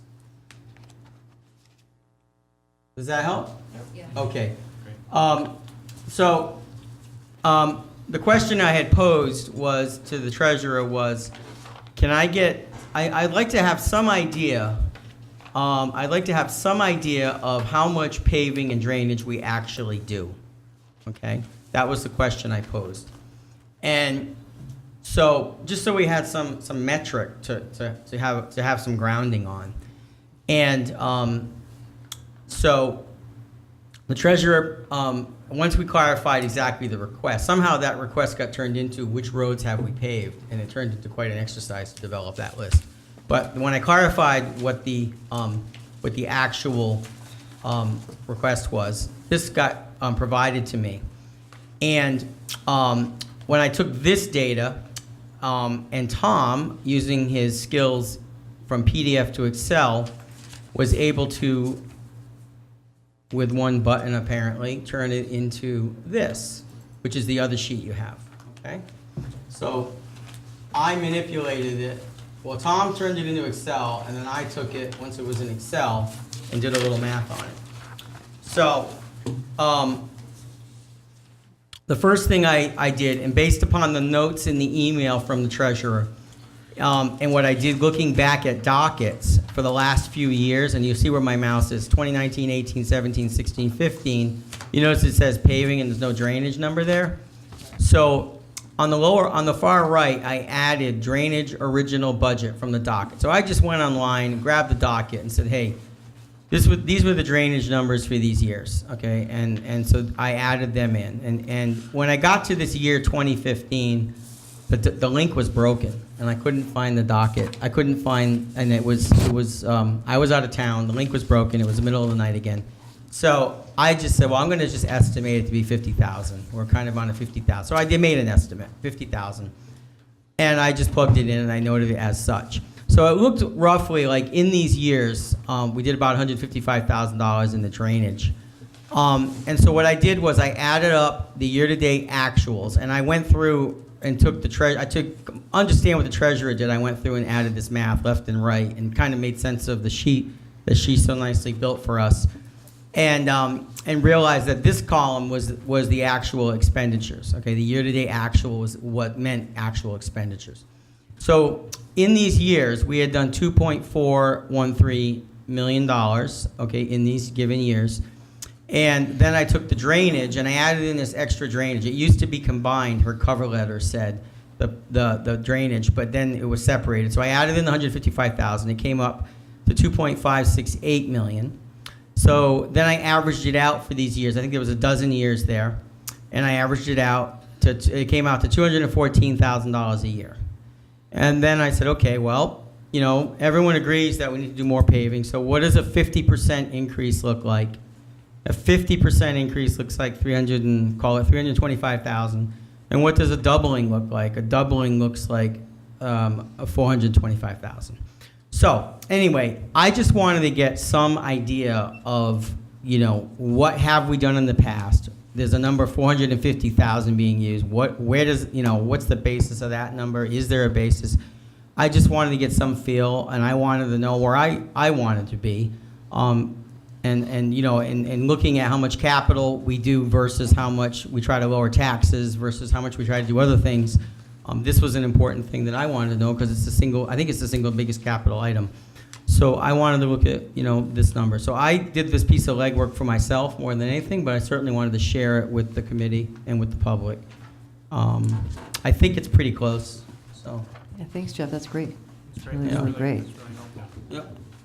I mean, I think, and this is to the point, Joe, you had brought up earlier, is it's just, you know, trying to understand is that when you look at the average, I mean, it looks in the balance column is showing some pretty significant numbers, over $100,000 a lot of years, and in particular, the last few years, there's quite a bit. And so it would seem the money was there, so was it a capacity issue, or were there other reasons why we didn't get through it? I think both for the last couple of years, we've had the master plan that says here's all the streets and the prioritization of that. So it's not a question of not knowing where we need to go. So that to me would be as well as to say we know there's need. It's a question of how much can we do in a given year. Mm-hmm. Yeah, I also want to note that in talking about the capital budget, I also want to note that there is there's an account called a new item called I'll bring it right up since we have it right. There's a new item here called curbing and sidewalks. I believe that's new. Yes, and it's $25,000 as requested by the town council, and I think that's completely valid. I mean, but I also think that certainly if you're paving a road in South Tiverton, there are no sidewalks. So I think that maybe that needs to be just lumped in as a, you know, as maybe the account should say paving, drainage, curbing, and sidewalks, because it comes and goes. One year maybe there's some, maybe there's not. Go ahead, Joe.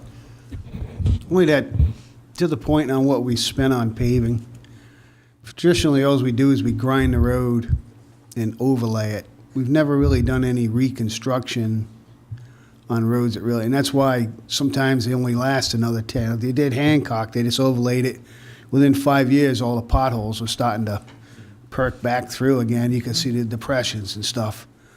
So my thought too about putting more money in is that we do more reconstruction of roads. That way we do get the full 30, 40 years out of those roads, rather than just throw asphalt over it in 15 to 20 years, it looks just as bad. So that's the direction the councils should be taking. Also, the aspect of doing preventive maintenance. I had suggested that we put a percentage, whatever that percentage is, into crack filling, so that the roads we paved over the last few years that are starting to crack again, you seal them, that extends the life over decades. So that's another reason why I wanted to put more, because we don't do that. We do we might have done a little bit over the years, but very little crack sealing. And that's very important, particularly our municipal parking lots. When I looked at the schools, we just paved Bacasset, all the schools I went and looked at, and they all got these huge 1-inch wide cracks in the asphalt where they, met new and old. I mean, we should add that in to the paving list to make sure that all the town parking lots are done. Because, we won't even be paid for the bond, and we'll have to repave the parking lot up there in North Tiverton at Bacasset. I mean, it's gonna deteriorate fast with those size cracks in the parking lots. So the larger budget spent properly, doing reconstruction of the really bad roads, crack sealing, and resurfacing where we can get away with it. So that was my 5-year plan, let's say. Did the budget committee want any comments? Please. Sure. Sure.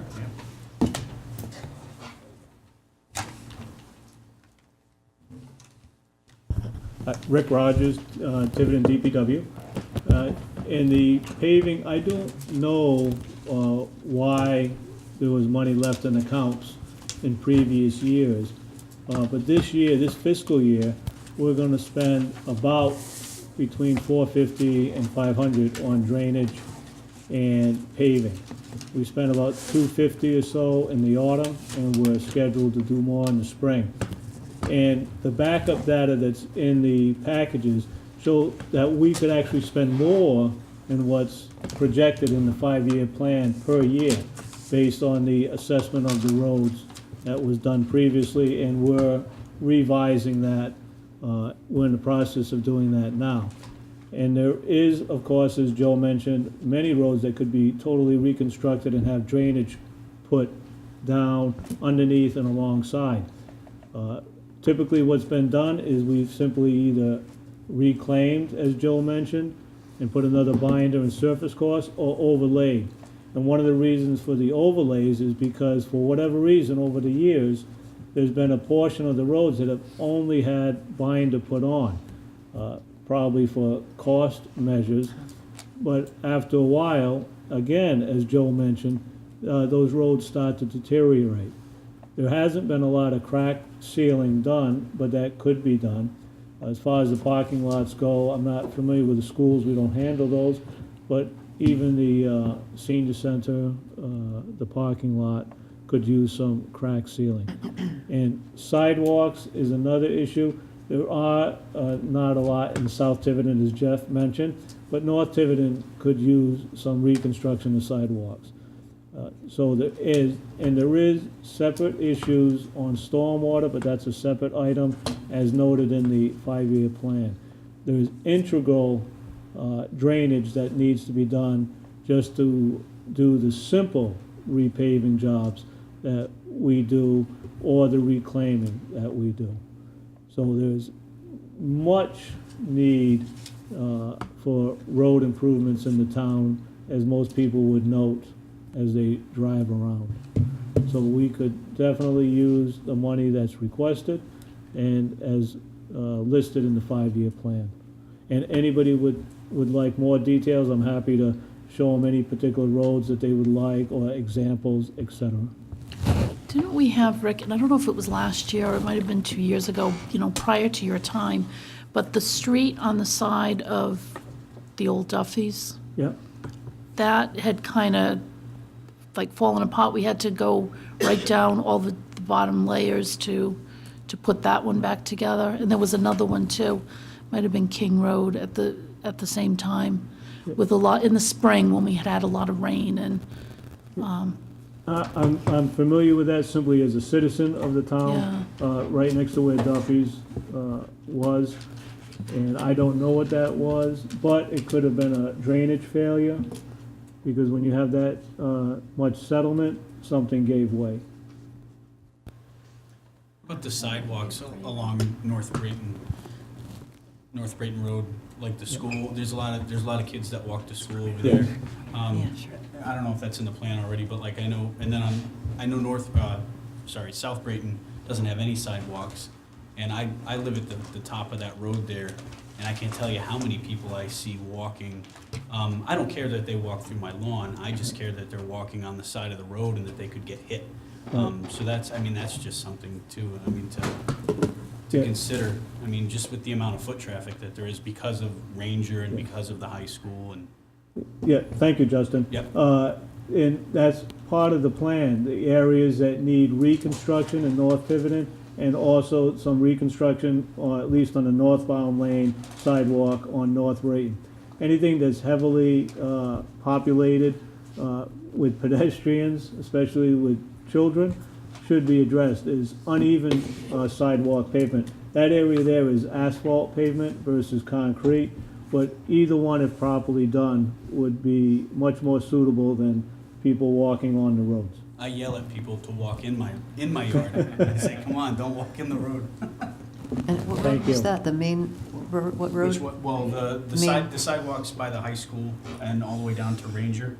On are like Boulder crumbling apart. Marsh? On North Brayton. North. And then Brayton Road, I guess you'd consider it, South Brayton is past the light. So Mhm. North Brayton's like the school, and then South Brayton's like going down towards Little Compton. So there's a lot of Oh, yeah. student traffic, student walking there? Student walking, parents walking. Okay. Yep. When it's not raining, I've even seen people walking when it is raining, but, yeah. And again, to put in a plug for the benefits of the 5-year plan, we put in for equipment to more economically do some of that construction ourselves with a miller, a power rake, et cetera, with a skid steer. So typically, we do sub that out because we're not equipped to do sidewalks, but we could do some alongside the smaller areas with the proper equipment and materials. So, Yeah, promotes healthy living. yeah. Kind of going back though, Rick, wanting to make sure I understand. So this, you might not have seen the numbers, but what the original budget then balances carried forward for, let's call them, put them all together for paving and drainage, is showing, and then year-to-date what was spent. And there's a balance column, and so for the 12 years that are analyzed, every year had money left over. And so this year, you've said spending quite a bit. Year-to-date spent, from what the treasurer says, is just over $300,000. And so there's another $250,000 left in the account. So the question that I have is does DPW have the capacity to manage $250,000 worth of town paving? I know it's done by contractors. Yes, we do. Just as we did in the autumn, we supervise the corporation, which was Cardi, and they still have the bid through June 30th. So we do supervise them, we do have the capacity to oversee the operation, make sure the jobs are done correctly and the bills are paid, et cetera. We don't do it ourselves. As Joe mentioned earlier, we do traffic control along with the police when needed, and assist them with any kind of raising or cuts that need to be done. But 99% of it is done by the contractor. Right, but the DPW, and you just said this, is just making sure, because I agree, Jeff, analysis is helpful, it's just, this will be the first year that we're spending the money that we have on it. And the amount of money that we're being asked in the capital plan is at this magnitude, and wanting to know that we can manage that. Yes, we definitely can manage that. I don't know why there's what would be conceived as large balances left. You do want to keep a little bit in there because it's saying kitty that potholes and emergency drainage is done. Great. But not necessarily to the extent, from what I understand and see up there. So I want to follow up on that. You said it a minute ago, but I don't think I caught it properly. I want to update my spreadsheet to be accurate, and this was a question I had in the middle of the night. The question is, the balance of 254,000, you're going to do another session, another buy in the spring, Yes. and I want to accurately capture that, okay? And so how much paving, how much of that 254 is going to be spent on paving and drainage in the spring? I missed the number. Yeah, we're reviewing that with the corporation now. They give the estimates based on the roads that we give them, and we try to keep a little bit under so we don't go over budget, and keep a little in there because periodically, frequently, we have to go get our own asphalt for potholes, Yep. and it comes out of that, and drainage.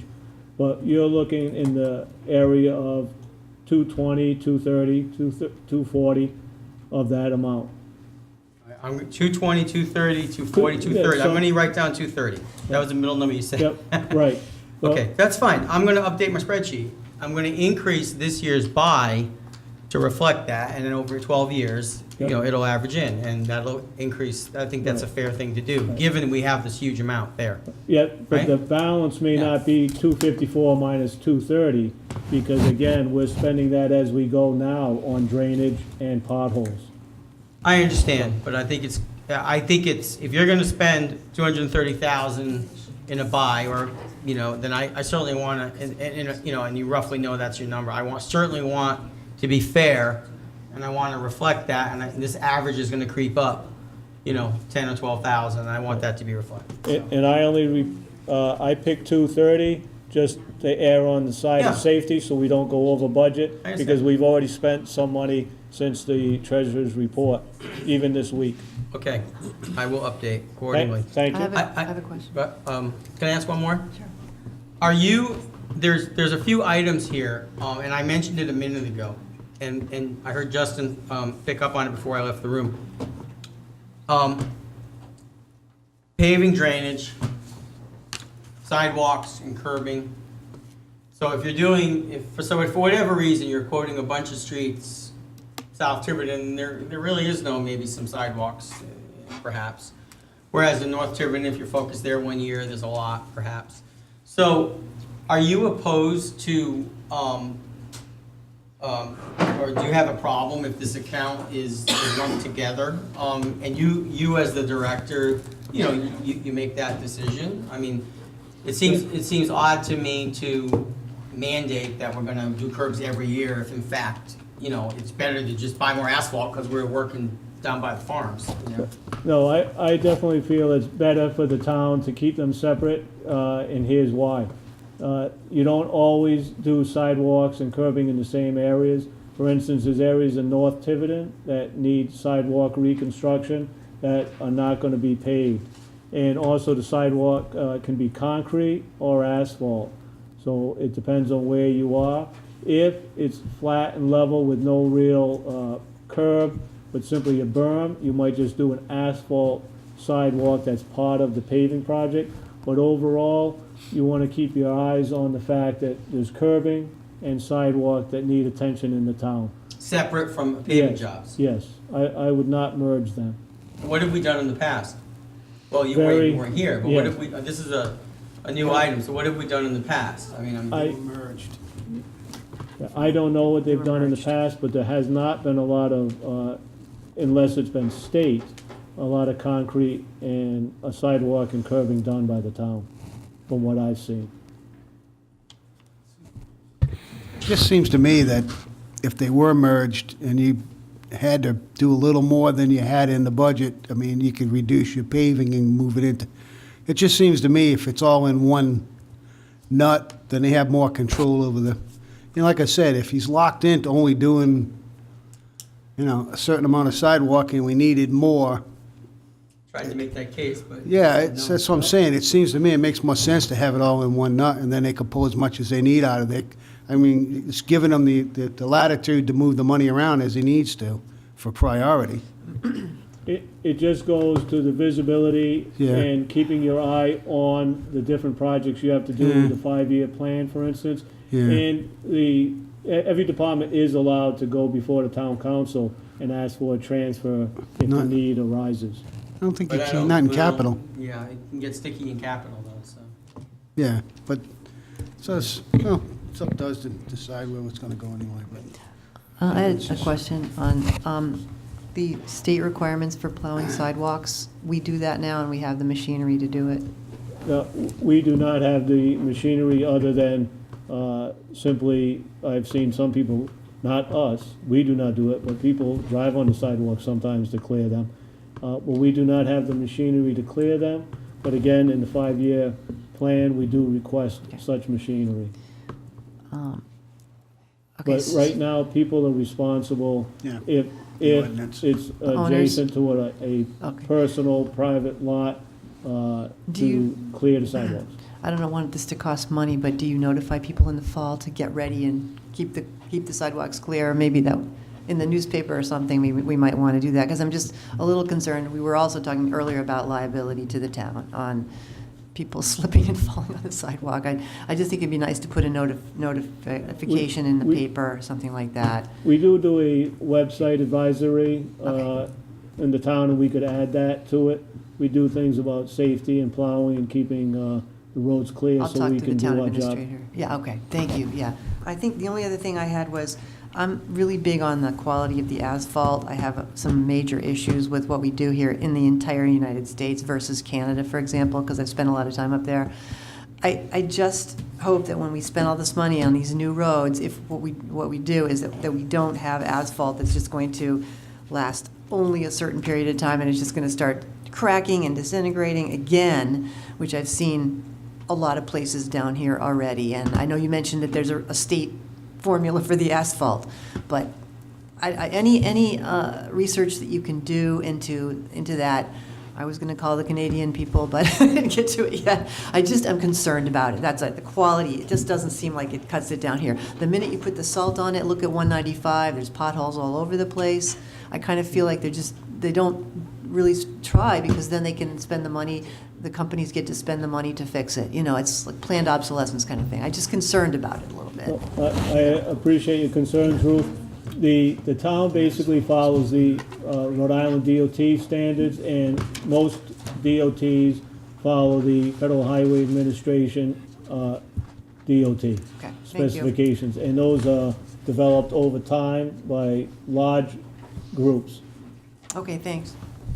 I just add that seems to be like an old wives' tale that the asphalt they use in Rhode Island is not as good as they do around the rest of the country, but that's been proven to be false I never by heard independent tests. The problem is not the asphalt, the problem is what's under the asphalt. And that's what I was talking about, doing reconstruction versus just overlaying or just scraping off the top. And On 195, the potholes there? It's they brand do new the same construction? thing. They just scrape the top off. It's 24 with it used to be a concrete road underneath. It keeps, creating. Okay. It's all about doing the job right. We skimp. We just lay a little over the top, and it looks good for a few years.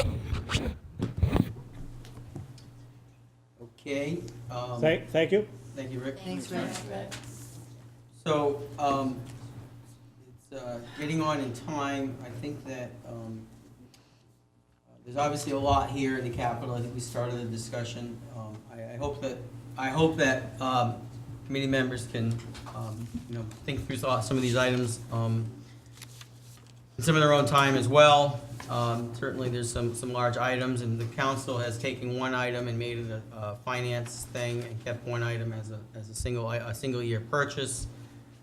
So some of these things need some thought, and whether they should be funded at all, and how to be funded. So if there's no objection, I think we made some progress, and we probably got a little further along on that topic of the paving, which is a big one, because it's probably the single biggest number in there. So I didn't mind that.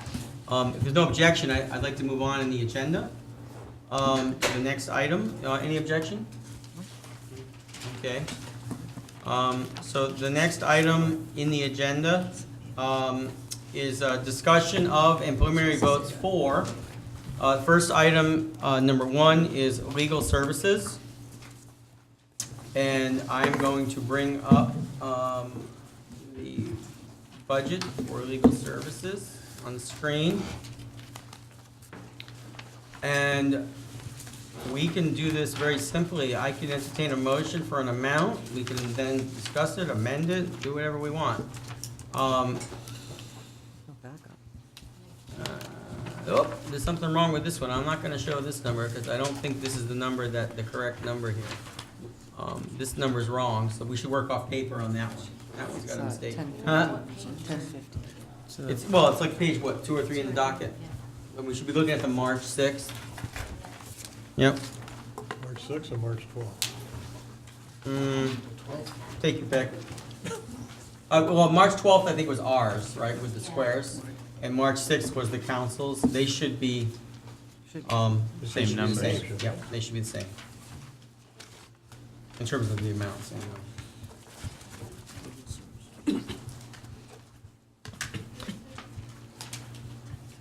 So 1050. He's legal too.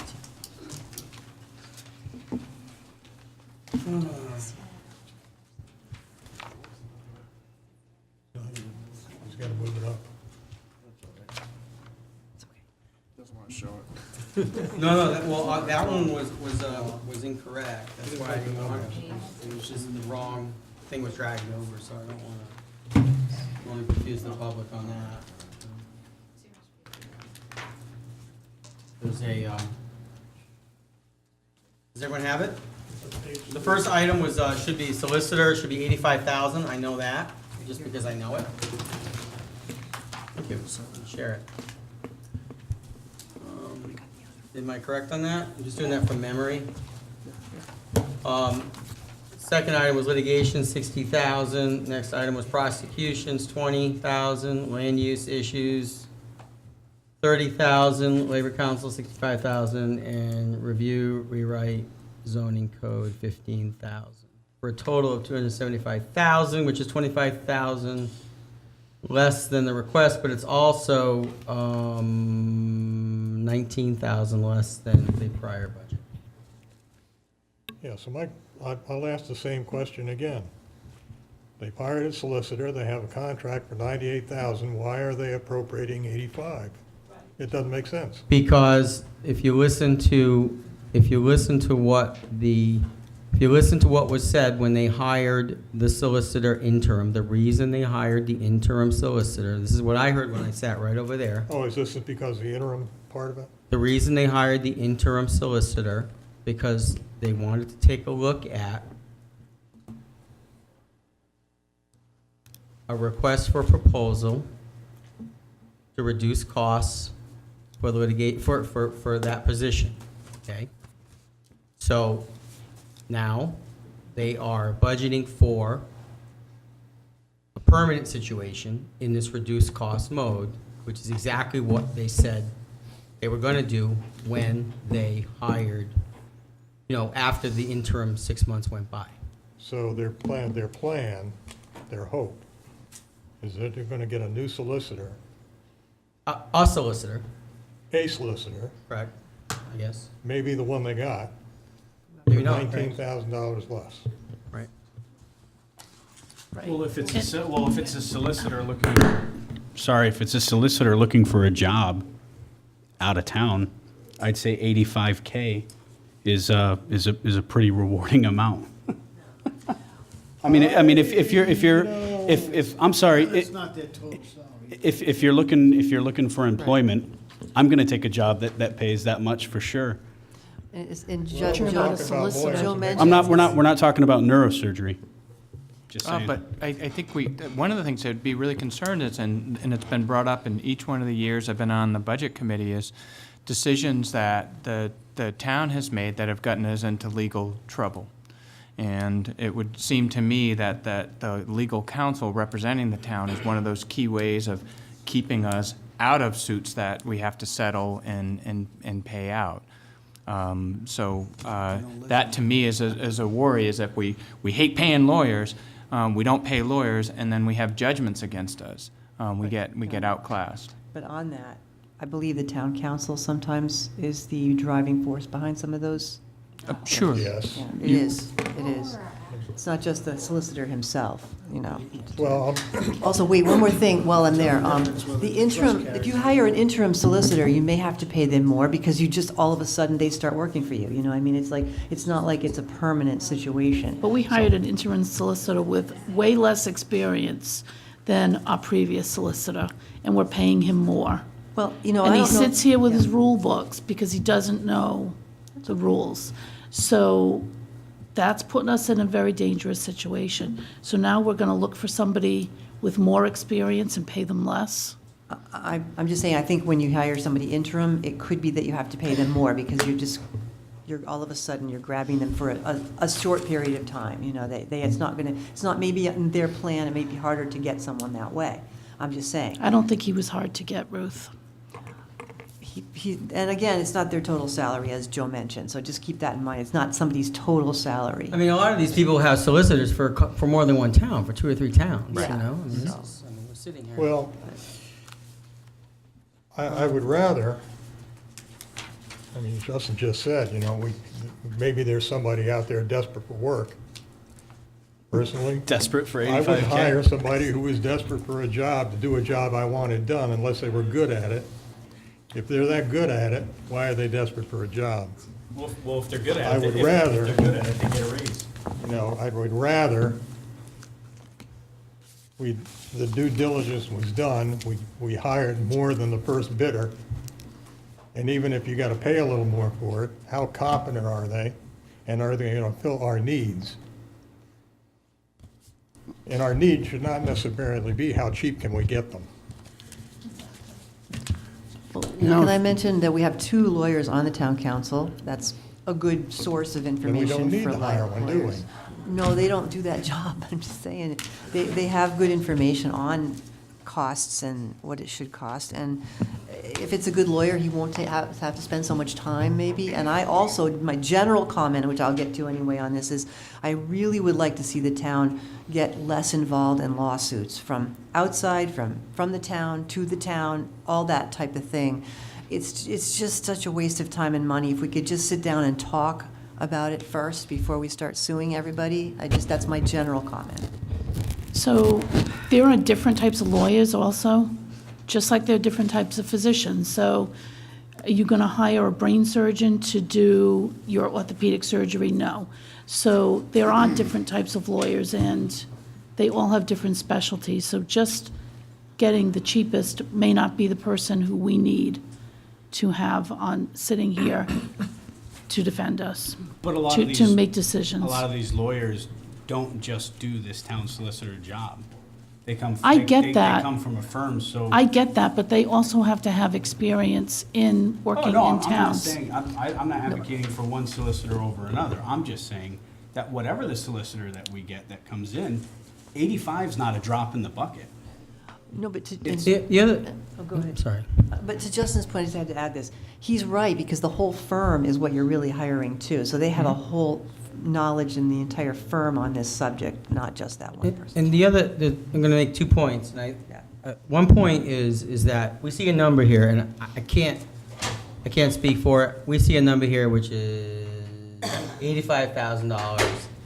And the first point I'm gonna make is that, like, $85,000, I have no idea, I have no idea. I have some idea what that entails, but the scope of that, I don't have every single detail on the scope of that.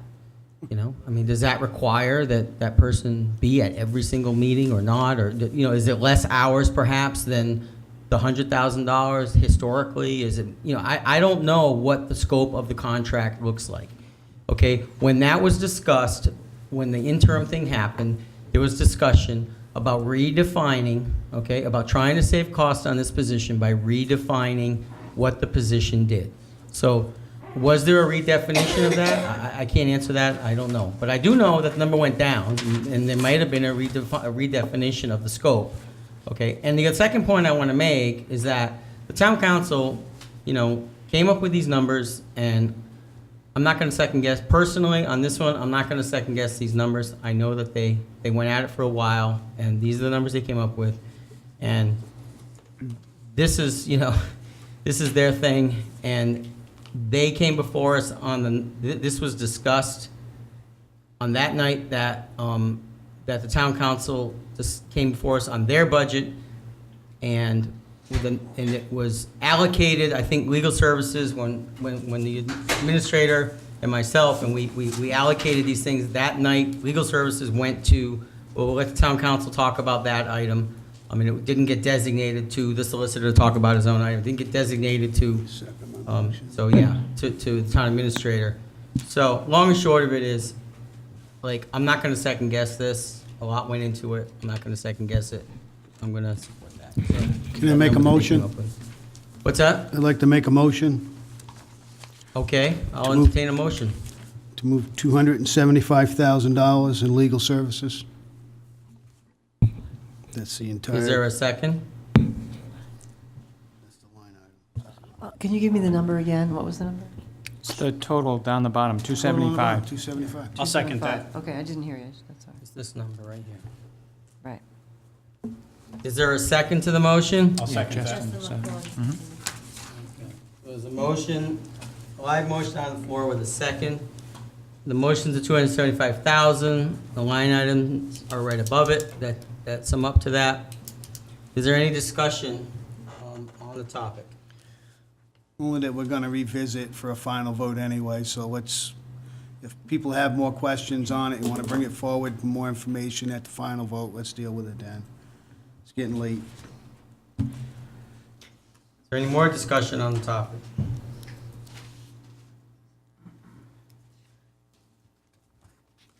Any more discussion on the topic?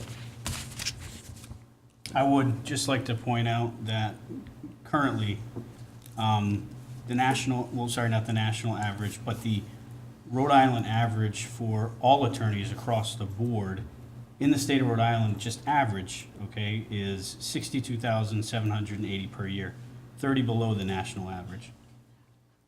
That ain't the Well, that's heavy an hitter. individual lawyer. Well, we're hiring That's here. all, that's all types an of law. average. That's all, I just said it was an average, so just to give you an idea. We're not hiring an individual, we're hiring a firm. Yes. Oh, so that's for. Jeff, so can I that's for say town something, or? solicitors We're got a discussing. motion making on the or floor. individual? Oh, Second. sorry, there was a motion. It's a motion and a second, we're having discussion. It's just a second. Okay, so Justin just pointed that out. Is there any other discussion? Right now, we just had a little chatter. Is there any discussion right here at this table at the moment? Okay, then I'm gonna recognize Denise. I also am a little hesitant with that number. I just like to point out that this budget was brought to you as a 4-2 vote. So it's not the entire council that agrees with this budget. Now, as far as the legal, yes, Jeff is right. There was supposed to be a reconstruction plan, and it has not been presented to the council, so I'm not quite sure where that number came from, because we haven't had a plan on how his job's going to change. I'm hesitant with that. I have hired a lawyer before. I've gone through the whole process. Every different type of law makes different kinds of money. A town solicitor, that is what I understand is average. We did get a lot of people for that number. Now, our present solicitor is more than that. And it's not because he's temporary. That's what he wanted. So I'm a little hesitant. I am uncomfortable with that number because I don't know the quality of candidates we're going to get. As far as lawsuits, the town council doesn't promote lawsuits. There's a lot of things that go on in this town that causes lawsuits, and it's really not the town council. We just do what we need to do to protect the town. And Joe was on the town council, and he's mumbling, but he knows that's true. So I just wanted to say that. I am also uncomfortable. I'm speaking as myself, but this is one of the budget lines in the budget that is the reason why I voted no. Thank you. Any other discussion? She said that went a 4-2 vote in the council. That was probably in that package that we got from the clerk. gave that to us. Majority rules, you know, it's. So if the council was stacked, most would have gone 5-2 or would have gone 4-3. Any other discussion? Let's move it. Other discussion, I'll call for a vote on this one. So all those in favor of the motion for $275,000 for legal services on the preliminary vote with the line items as depicted in the town council request. All those in favor, please raise your hand. Opposed? Okay, Sherry, did you get that? 1, 2. Okay. The next item on the agenda, that was a preliminary vote, everybody. All these are preliminary. Next item on the agenda is Public Works. So, looking at the 12 March document, Public Works is, let's find the page here. Page 10. Which one, Jay? I'm sorry, page 9. Thank you. Okay, Public Works is page, No, I'm wrong. nope, you're wrong. It's 11 of the, Page 11. of our Thank you, document. of our document. And I think I know now where to find this in my myriad of folders here. So,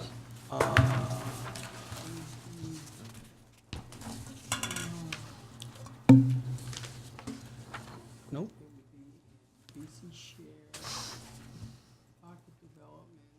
This is just public works salaries, correct? 12 March. PDF. Jeff, while you're Yes, doing that, I yes. want to go back to the lawyer. We already cost. did it, we already did it. No, Ruth, just Ruth, no, information. No, Ruth. Okay. Ruth, we got to move forward, it's quarter of, Just- okay? just the I'm read- sorry, but we got to move It was forward. the same as they were going to put for DeSisto, that's Okay. that's the bottom So, line. we got to move So- forward. So, okay, so, I'm looking for the file, but the item is broken up into various expenses, right? So we have the council request that we can look at is $625,398 for salaries. And I'll move that amount. You move that amount, I'll second. okay? So we have a motion on the floor from Joe. We have a second for $625,398. That, by the way, appears to be from last year a reduction of 0.4%. That's rare to see. And is there any discussion on that number? It's pretty much contractual. Right. It was the longevity issue was down. Okay, I think I found the page too. Okay, great. It's on the screen now. Is it visible? Public works. Okay, Leroy saying make it bigger. How's that? Is that better? Yep. All right, finally found the file. Too many files. Okay, Ready to make the motion for landfill. so we have a motion second. Is there any discussion?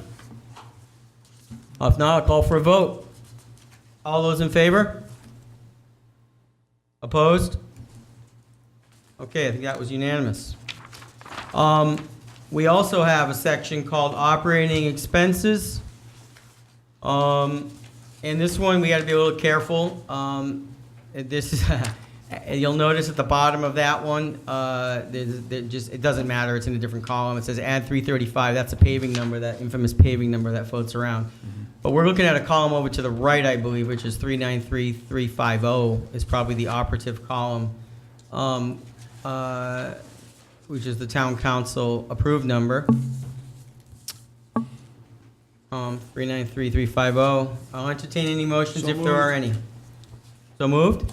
I'll For second. operating expenses. Joe moved it, Brendan seconded it. 393350, page 12 of 16, 12 March docket. You got it, Sherry? Page 12 of 16. It's account number, well, this is a total, okay? This is a total, so this is the second half of DPW. Okay, it's like the second half. okay? And it's, the number was 393,350. It's the number that the council voted, okay?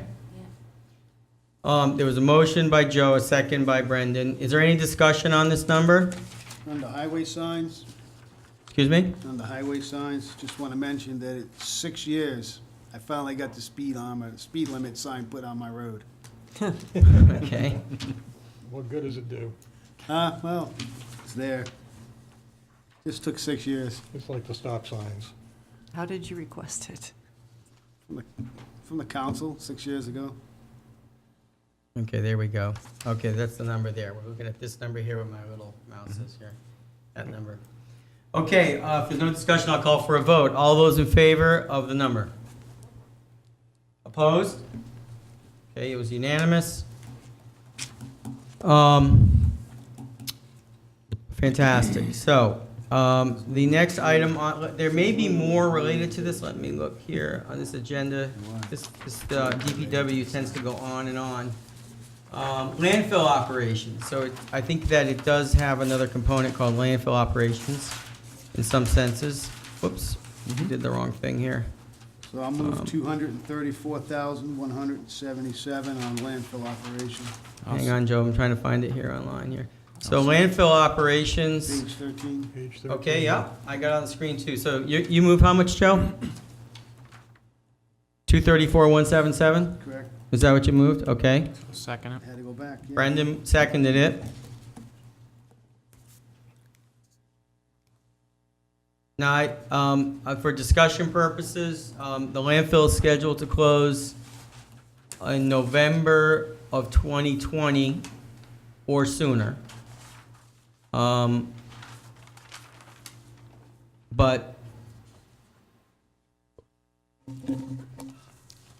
does this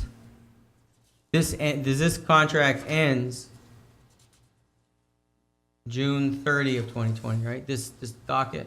No? Yeah, June 30, right? I'm just saying, and not that there wouldn't be plenty of work to do anyway, but. We're still gonna have those workers. Right, in the no, I understand, workforce I and understand. stuff, I'm just, that question is gonna get asked, I'm sure, so, at some point, right? So, okay, so we have a motion on the floor, live motion on the floor in a second. Is there any discussion? I just need to have the overtime explained once again. Vacations, comments on that? Yeah, please. vacations, sick time, fill-in, all that. Okay. Are you okay with it? Yeah, it's pretty much, Okay. All set, all set. I want to, I just want to make note of this. I want the committee to take note of account number 7139, which is engineering testing permits, $51,000. It's not clear to me exactly what that's for. some of it's for well monitoring, isn't it? Well, Yes. The wells? It's mandated. are we gonna, I guess my question becomes, we're trying to close this thing. Are we gonna Still gotta test these monitor. wells till eternity Yes, 10 years, I think. after we close it? still gotta, they You like maintain the, comments on that, or you all set? I think we got it. It's 10 years. I'll catch you offline, Rick, just for the sake of time, but thank you. I seem to remember seeing something Yeah. that said 10 years after the actual closure, they had to keep on doing this testing. Okay. That's a Well, minimum.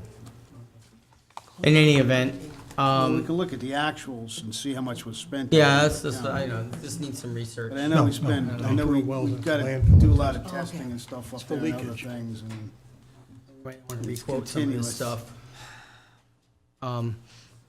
Okay, in any event, there's a motion on the floor and a second. Is there any more discussion on this? Okay, all those in favor of the number? Opposed?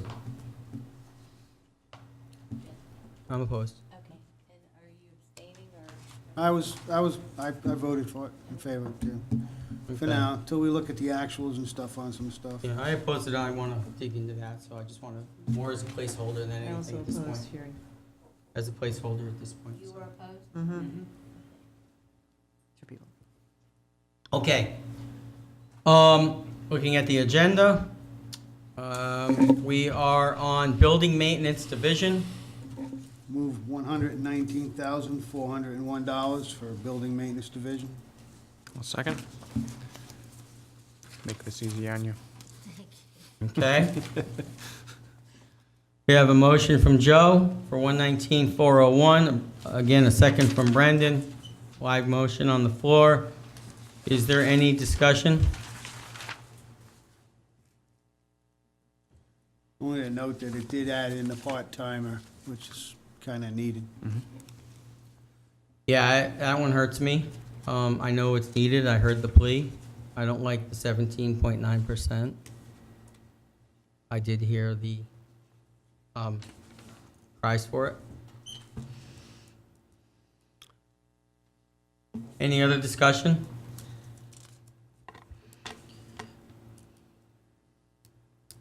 Silence. All those in favor? Opposed? Unanimous?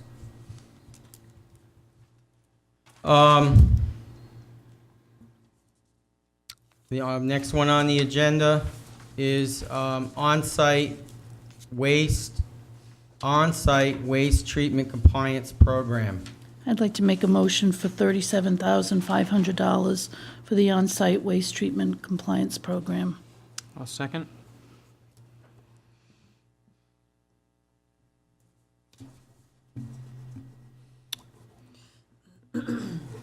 Okay, we have a live motion on the floor for $37,500. Any discussion? Yeah. This is a program that the town of Tiverton has pledged to support. We have documents that say we're going to do it. If we're going to have that, then we should support it. One of the worst things you can do is create a plan and then just ignore it.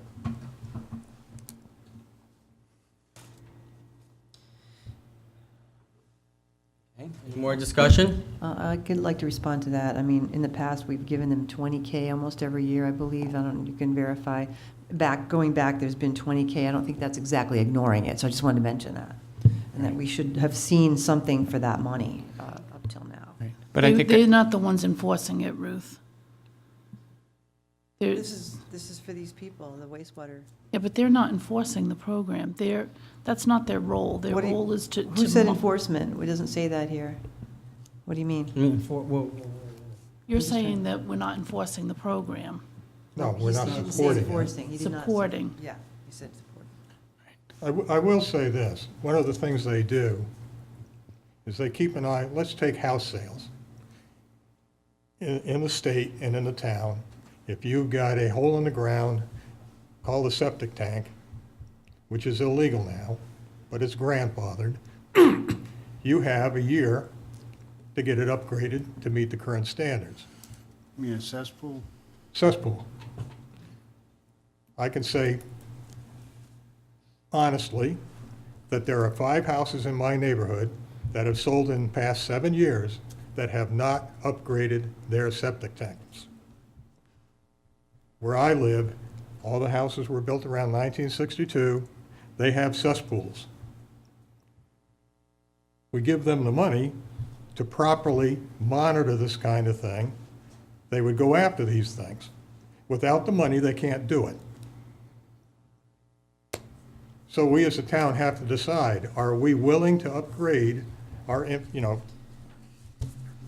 our land and get rid of cesspools, or are we just going to say, well, we don't care? Well, we did discuss this before, and one of the issues was enforcement, as Leroy Kendrick had mentioned, that we really don't have a way to tell them they have to do it at this point, unless it goes to the courts. Or I think that the town administrator mentioned that also. I think we should just vote. Okay, it's Let's just move the vote, come on. Either we're gonna vote for it or not. gonna We're not move. gonna change anybody's mind talking. We can't, yeah, we can't. We're No. not going to address the Well- enforcement here. It's just that what you said about making it happen is very difficult to just tell people and they just don't do it, then what do? You know, I'm just saying. You don't spend more money on it, you know, because that's not gonna work. That's my comment. Is there any more, the motion, right now, the number that the council recommended or requested was 30,000. The motion was for 37.5. And we're in discussion right now on a live motion. So is there any more discussion on this? Yeah. On this motion? And I'd just say, I thought Mr. Kendrick was very helpful last time, that the additional money from the 30 to the 37.5 allows more administration of the loan program, which is an important thing.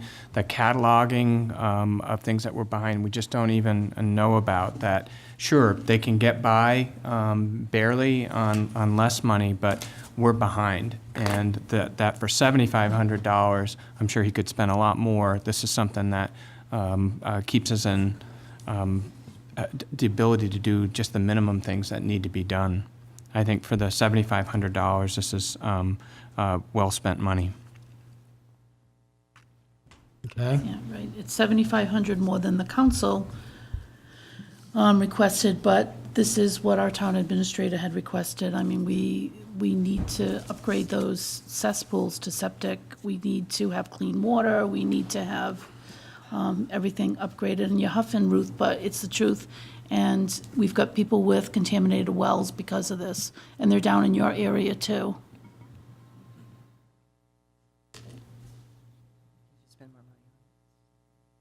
Any more discussion from this side? This side? Yeah. Let's vote.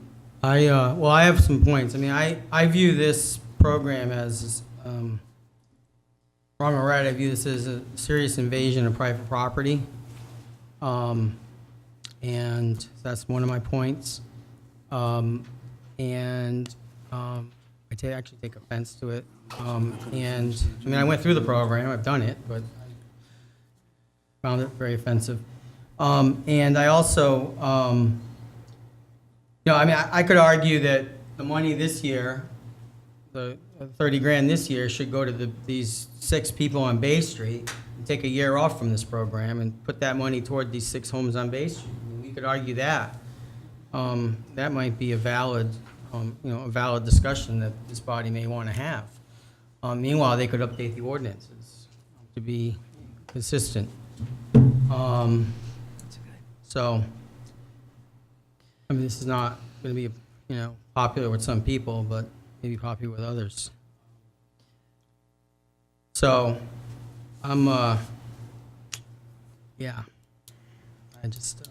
anyway, that's my 2 cents on this motion, which increases the amount. Any other discussion?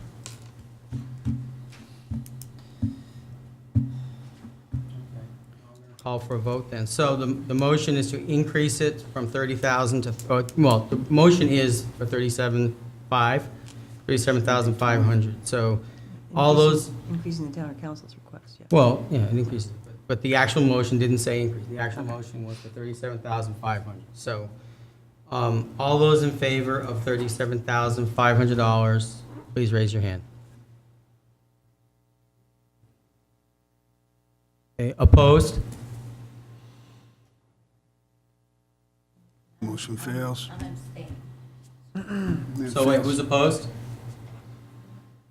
So motion fails. All right, then I'm going to move. Requested amount, $30,000. On-site waste treatment and compliance program. I'll second. Can you give me just a minute to get the votes? Sure.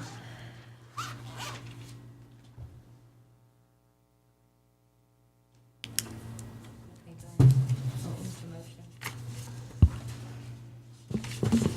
$30,000. What the budget, town council requested. Right, and just to support. So Joe made the motion. Who seconded it? I second. I have one point to make on it. If there's any discussion.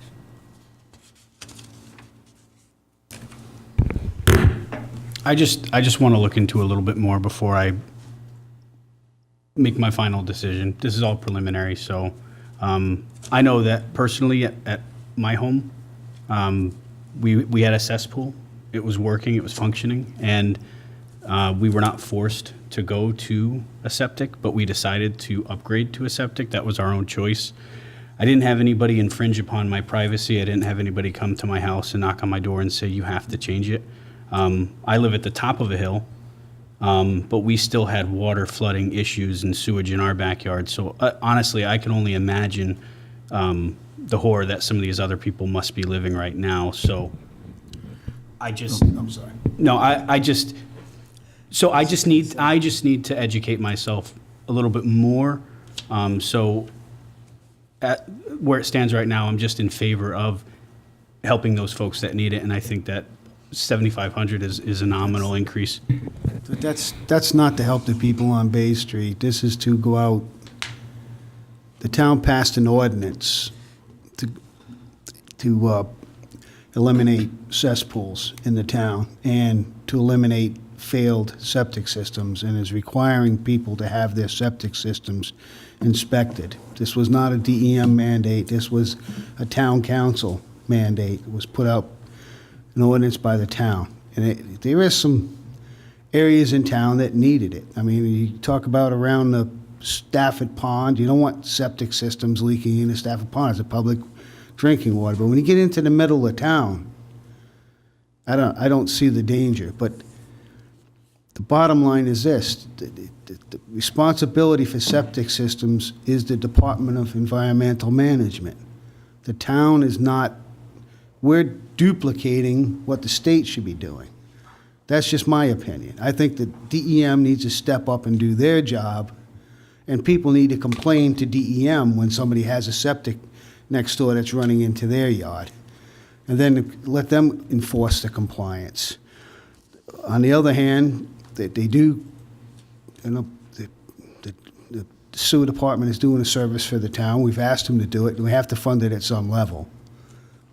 And I think 30,000 is adequate. That's just my opinion.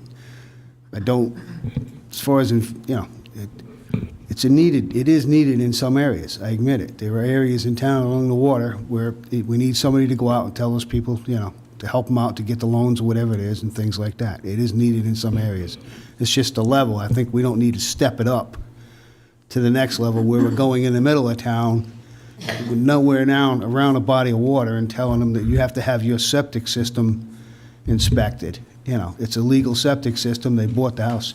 When you bought your house, they hadn't passed a law in the legislature. The legislature passed a law saying that when you buy a house now, the septic system has to be upgraded if it's outdated. So the legislature stepped it up. Now DEM needs to step up the enforcement. Oh, I have a comment. Yeah, Ruth, go ahead. I think it's a matter of priorities, too. What Jeff said about focusing on Bay Street with money in the budget is very pertinent. I think that it's good to notify people in the risky areas of town, and you had maps to show those areas. That's good, but I think we had 20K for many years, now 30, and now you're going up another 7,500. I'd just like to see something back from what we spent, a little more data analysis, a little more of that nature back. No, I think we've got a lot of good information from you. So I'm just explaining why I would vote for the 30,000, because I think we've been doing this for many years, and I think it's important, but some of what Joe's saying is true, and some of it's our responsibility. I think we should just not go to the maximum amount, and the town council has recommended 30K. I feel comfortable with that, considering all those things.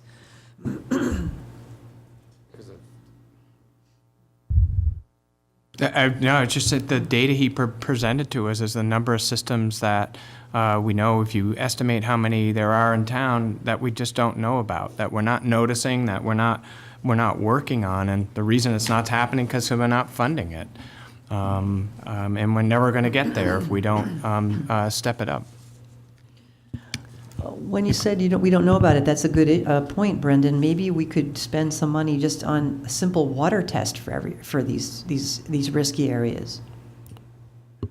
It's $12, or it's like $30, or something between there, to get a water test. I'm just thinking outside the box a little bit. Leroy, what do you think about a water test? It's not just to protect drinking waters, to protect our waters on the coast also.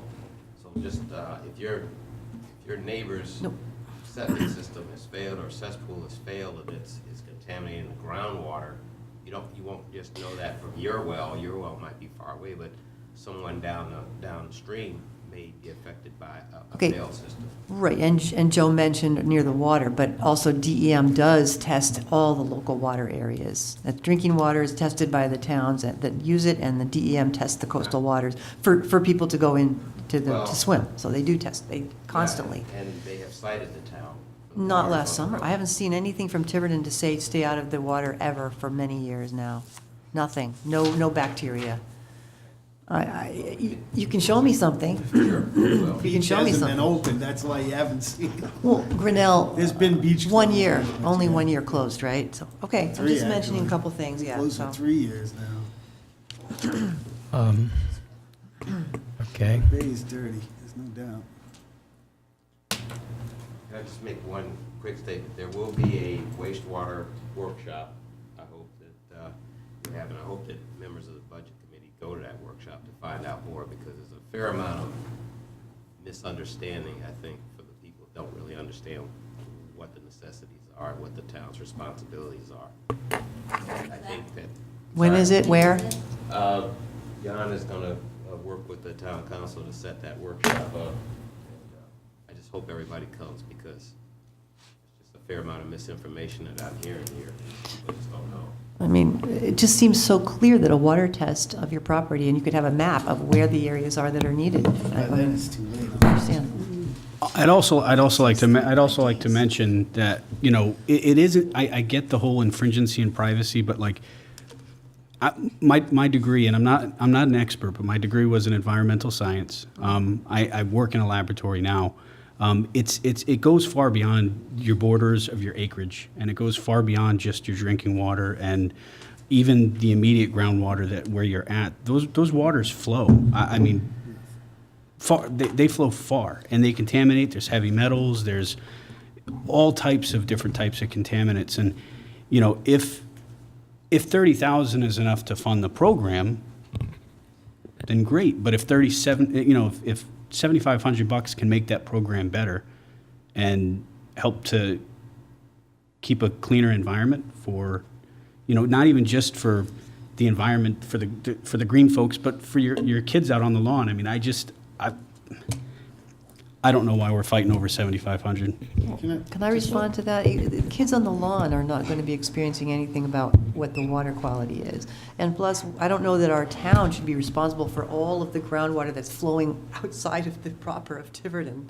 You know, this is getting a little out of our scope, in my opinion. what Okay, you're but saying. if I dump oil on my property and it contaminates across my borders, okay, and it contaminates the water, am I not held responsible for that because it was on my property? Well, if a water test is done, you could find that, and probably find the source from that, too, if you do a water test. But they I they've never disagree. required water tests. I disagree. How are you going to find out? Right. Okay. Can I please Point make of one order. observation? Can we just vote? It's getting late, I want to go home. Can we just vote, please? I just want to make the point that this program is something, as Joe said, the town adopted an ordinance. The town at that point thought that it was important to do this. I personally think there's more to it than just the town deciding it, because there is a certain scenario here where the state has authority, state works with the towns to get this going. In return, we have a low interest or no interest loan program. But what I don't understand is why a budget committee would overturn what a town council has decided is needed. That, to me, I'm not sure is your job. I think it may be important, I'm sorry, but it may be important to look at what do they need to get that done. I think that's the fiscal and financial analysis. It's our job to decide whether the town can afford to pay for it. Not whether we need it, but whether we can afford to pay for it. And we look at the entire budget in its whole and find out can we afford this type of an increase? So we got to cut some. So nobody's going to be happy with this budget. Everybody's going to get cut eventually. That's the way it always turns out. But we're still putting 30 grand in there. That's a lot of money. Right, and that's So- not, that's not cutting the town council's request. That is the town council's request. Okay. The Yeah, question and is also if you can't afford not to do this, okay? Because sooner or later, Deanne is gonna say, okay, if we're not going to do this, then we're gonna sue her. well, but I mean, I've heard over and over again. I mean, we're talking about buying. I mean, this money, okay? With this money, and I'll go back to 20,000. Anything over 20,000 buys stamps and compliance and enforcement. And I mean, we're buying that. We're buying a program to go out and stamps and whatever that, everything we heard from Mr. Kendricks, we heard, okay, whether it's 30,000 or 37.5. And meanwhile, we've heard that there's 8 or 9 or 6 or 7 or whatever the number is, people on Bay Street with a problem, okay, an actual problem, okay, and we've only got so much money. So we could take the 30 grand and we could solve their problem. We could actually solve a problem instead of buying stamps. And I'm looking at that. Why don't we solve a problem instead this year? And so, you know, I mean, what would DEM rather have? A bunch of stamps or a problem solved for 7 people? I mean, you know, that's just my comment, but anyway. You really need to come to the workshop because So- we're not spending $37,000 to do stamps. We're solving people's problems every day. When they call up and they say, we've got sewage, we got a problem, and who do they call? They call us to come out and solve their problems on behalf of the town. Okay. So I don't want you to think that this 37.5 that the town administrator put in the budget is just for compliance. It's for running a financial program. It's for helping the citizens of the town. It's over 6,000 on-site systems. There's a lot of work there, and you know, if the town wants to defund it, that's your option. But I mean, I just don't think it's wise.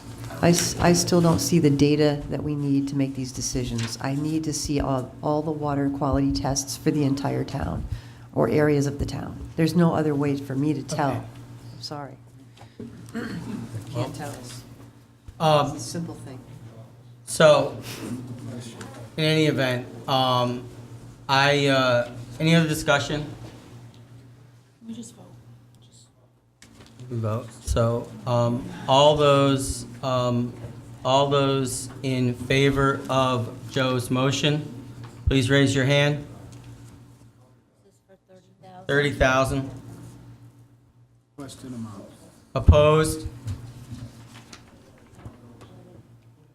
Jay, are you voting? So on the 30,000. Are we what? Are you Okay. opposed or for the 30,000? Opposed. Okay. So what did that come out? How did that shake out? 5-4? Are there 9 of us here? So motion carries. Joe's motion carries for 30,000, which is the council recommendation.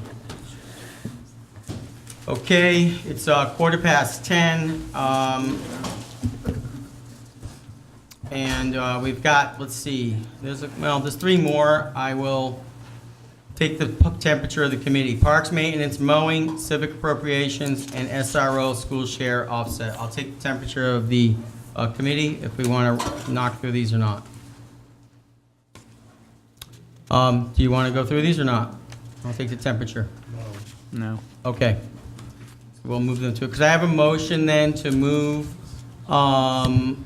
these 2 items to move these to table. I'm going to table these items because we're doing votes for real next week. So I'll just to table these items indefinitely. I'll make the motion to table those. Second. Thank you. All those in favor? Thank you. Okay, next item on the agenda, administrative items. Discussion of future meeting schedule and content. You have next week's agenda, you have Thursday's agenda in front of you. And I put a lot on there, and I'm going to take the advice of Jennifer Jocelyn and hope to group these based upon what we did last time. I hope to go through them. And we did a lot of discussion, and hopefully some of the ones that we ran to ground, we can include in some grouping. And there may be some people who weren't at that meeting who now have to take issue with it. On the other hand, we also developed, maybe in some senses, a majority opinion, so perhaps they will also still be grouped. In any event, I put a lot on there, but on the other hand, if we can be smart and group them, we'll see how far we get. And this is actual voting, and so I would hope that all can make it. I would request that all make it, please, so that we can all have our say. With that, that is next week. And with that, I believe that tonight's agenda, is that all that's on tonight's agenda? Yep, that's it, closing remarks. Oh, one other thing I'd like to mention, on the fire budget, on the budget next week, and again, this is, some of these things we may not be able to finish. We may pull them out and say we just don't want to spend time on them. I put them on there. Fire department is on there though. And with the fire department, the treasurer provided for us a document on overtime, and you'll see it there. And you can prorate that up. And I did the quick calculation, and a proration on this year came out to $140,000, which I personally have comments on, which I'll share, but you all have your own. In any event, I wanted to point that document out. It's in your packet tonight. It's probably going to be, if we get to fire and we include it, then obviously that may be germane next week. I just want to point that out. So with that, any other closing remarks by anybody? Okay, with that, I'll entertain a motion to adjourn. Motion to adjourn. Second. Who seconded? All right. Okay, all in favor? Thank you, everyone. Good night.